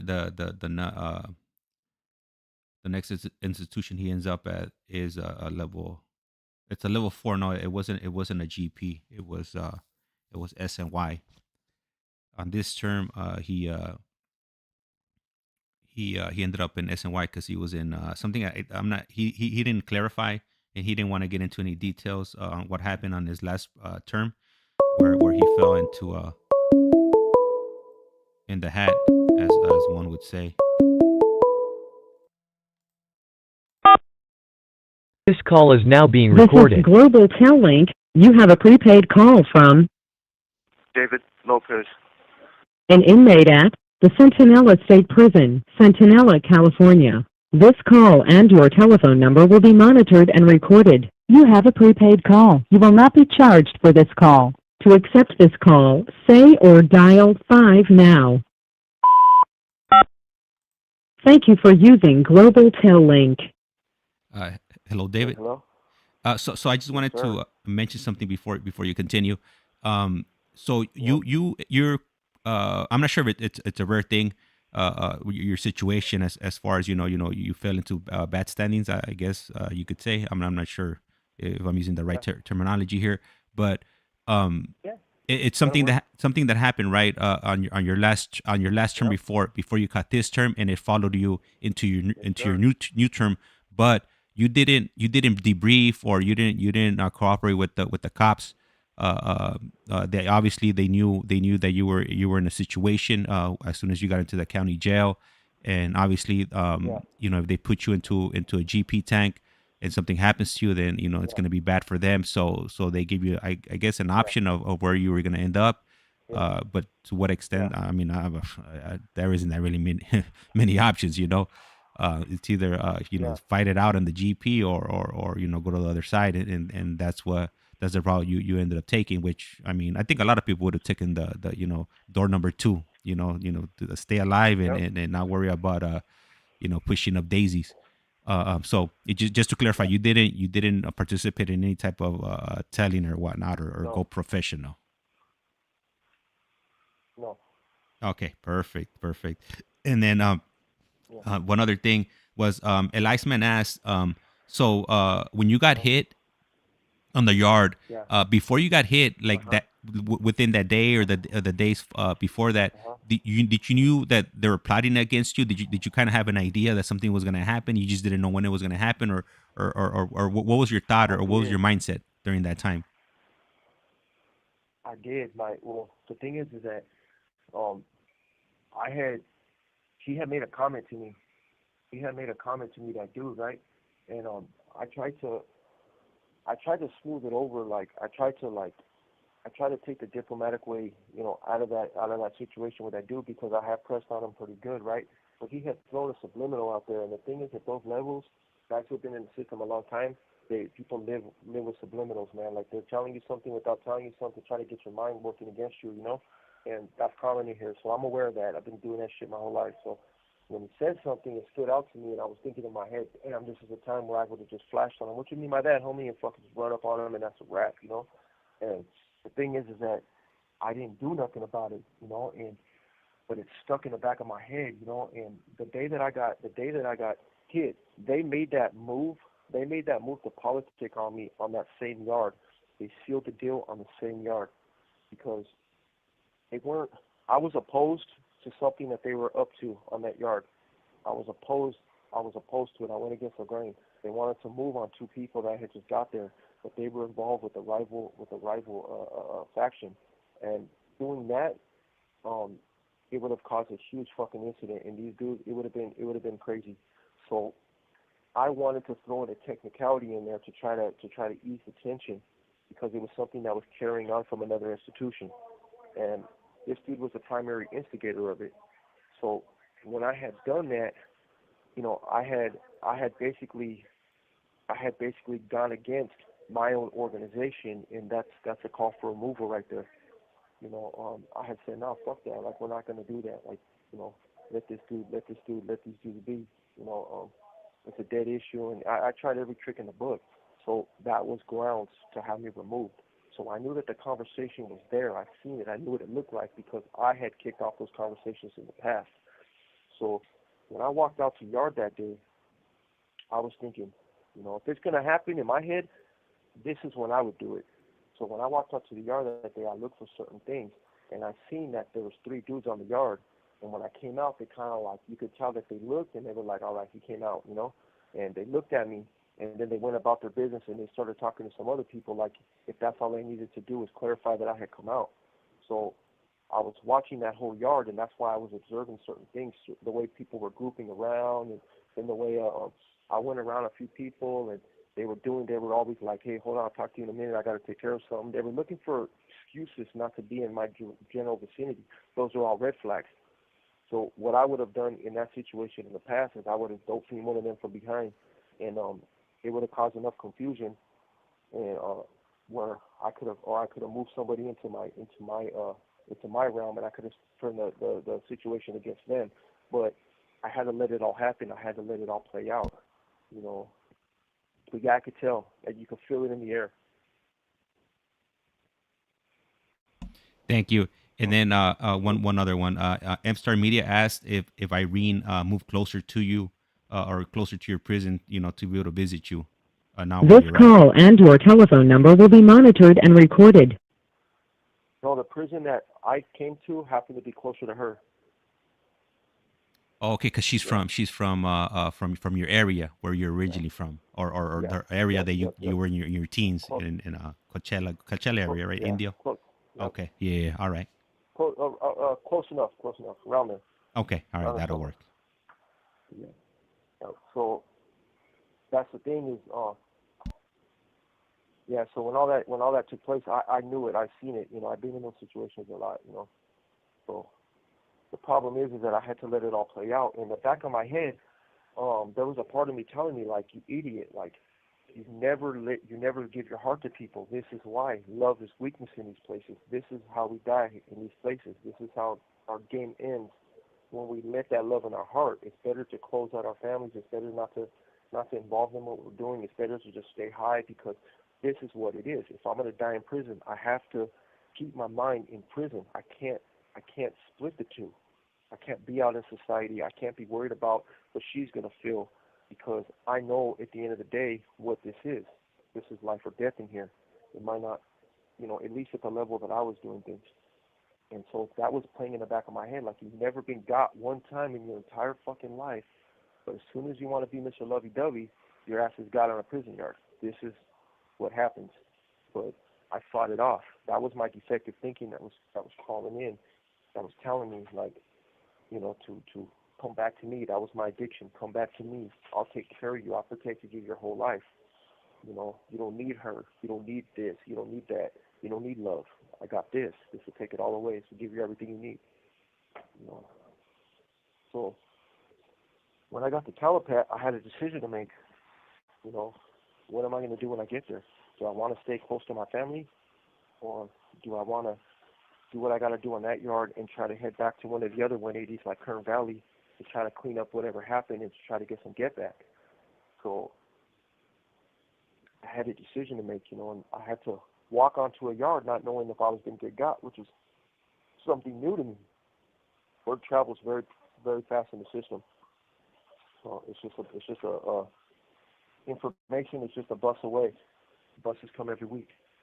So it's scary to see people come onto the yard and think, man, is this the dude that's got my name, got my name in his mouth? This is the dude that's got my ticket right here. Every single time a bald-headed Mexican would come onto the yard, I think, is this dude affiliated? Is this dude this? Is this dude got my name in his mouth? Do I got to watch him? And yeah, that's rough, man. So I kind of didn't get involved with too much when I got to Calipatria. I stayed out the way. I moved to a corner cell. I didn't go by my alias, and that was weird because there's people that I knew there, but I made sure that I didn't go by my alias. I just called myself David.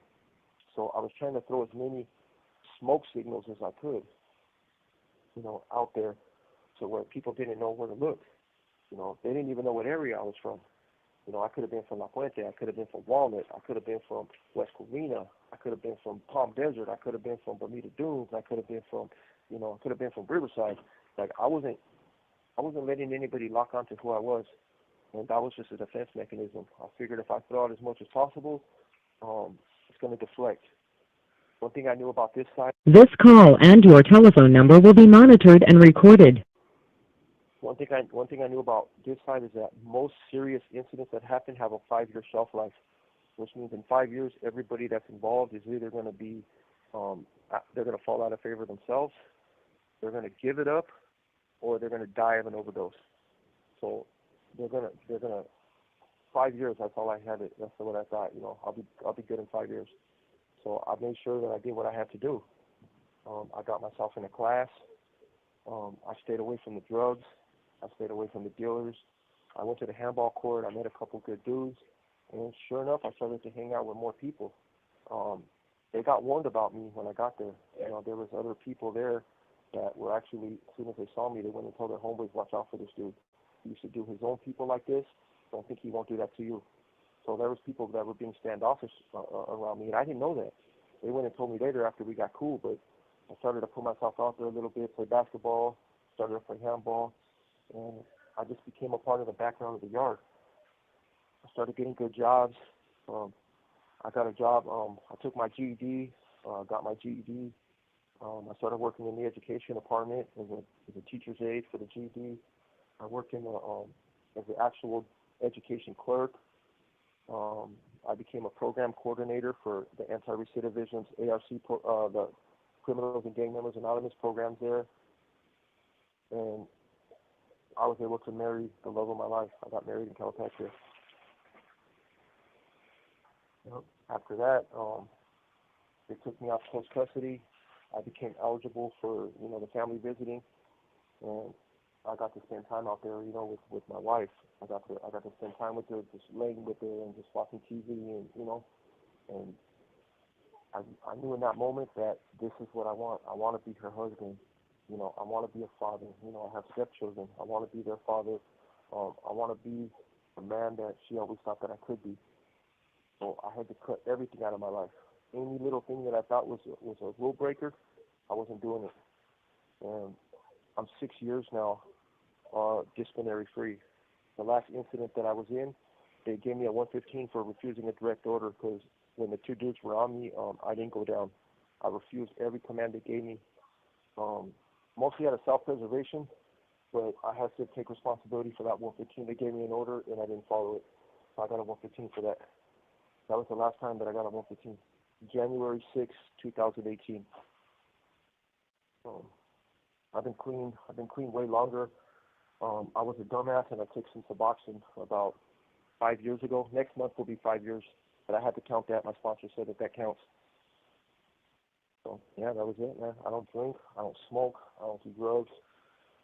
I'm not involved with any type of criminal behavior, no organizations. Now, I'm somebody that people come to when they're ready to make that transition in their life. So, yeah, that's my story, man. Thank you. I appreciate you. You taking the time out of your day, to share your story. This is not the end of the story, right? This is just the chapter, or that's it.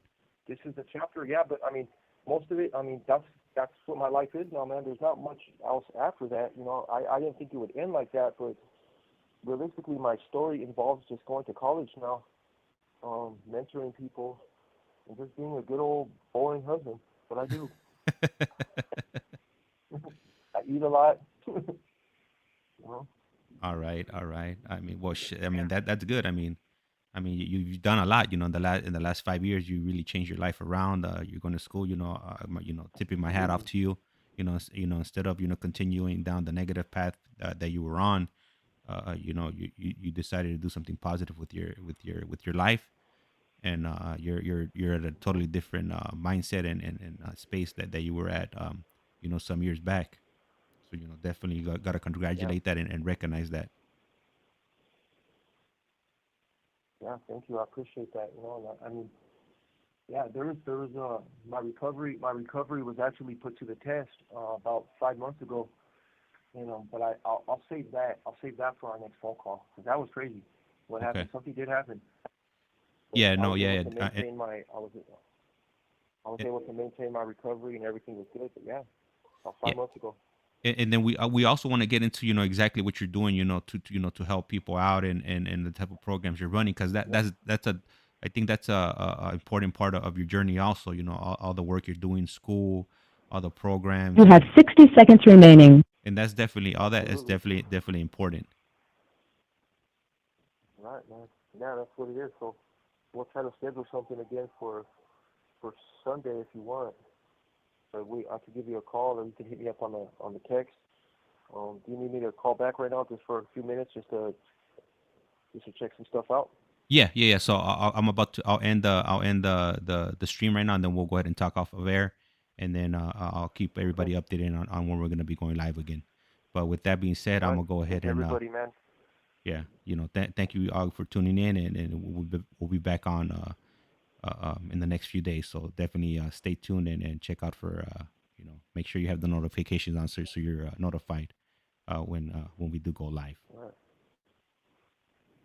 Call back. Thank you, guys. Thank you for all the listeners. Can't wait to see you guys again. All right, so I want to go ahead and thank you guys, for tuning in, and sitting out these last 2 hours. Um, and with that, I'm gonna go ahead and cut the stream. You guys go ahead and enjoy your day tomorrow with your families. Happy early Thanksgiving, and hopefully you guys got a lot of pumpkin pie and apple pie, because I definitely love that, and peach cobbler. And I'll let him know right now when I pick up his next call. All right, you guys have a good day. I'm gonna go ahead and cut the stream now.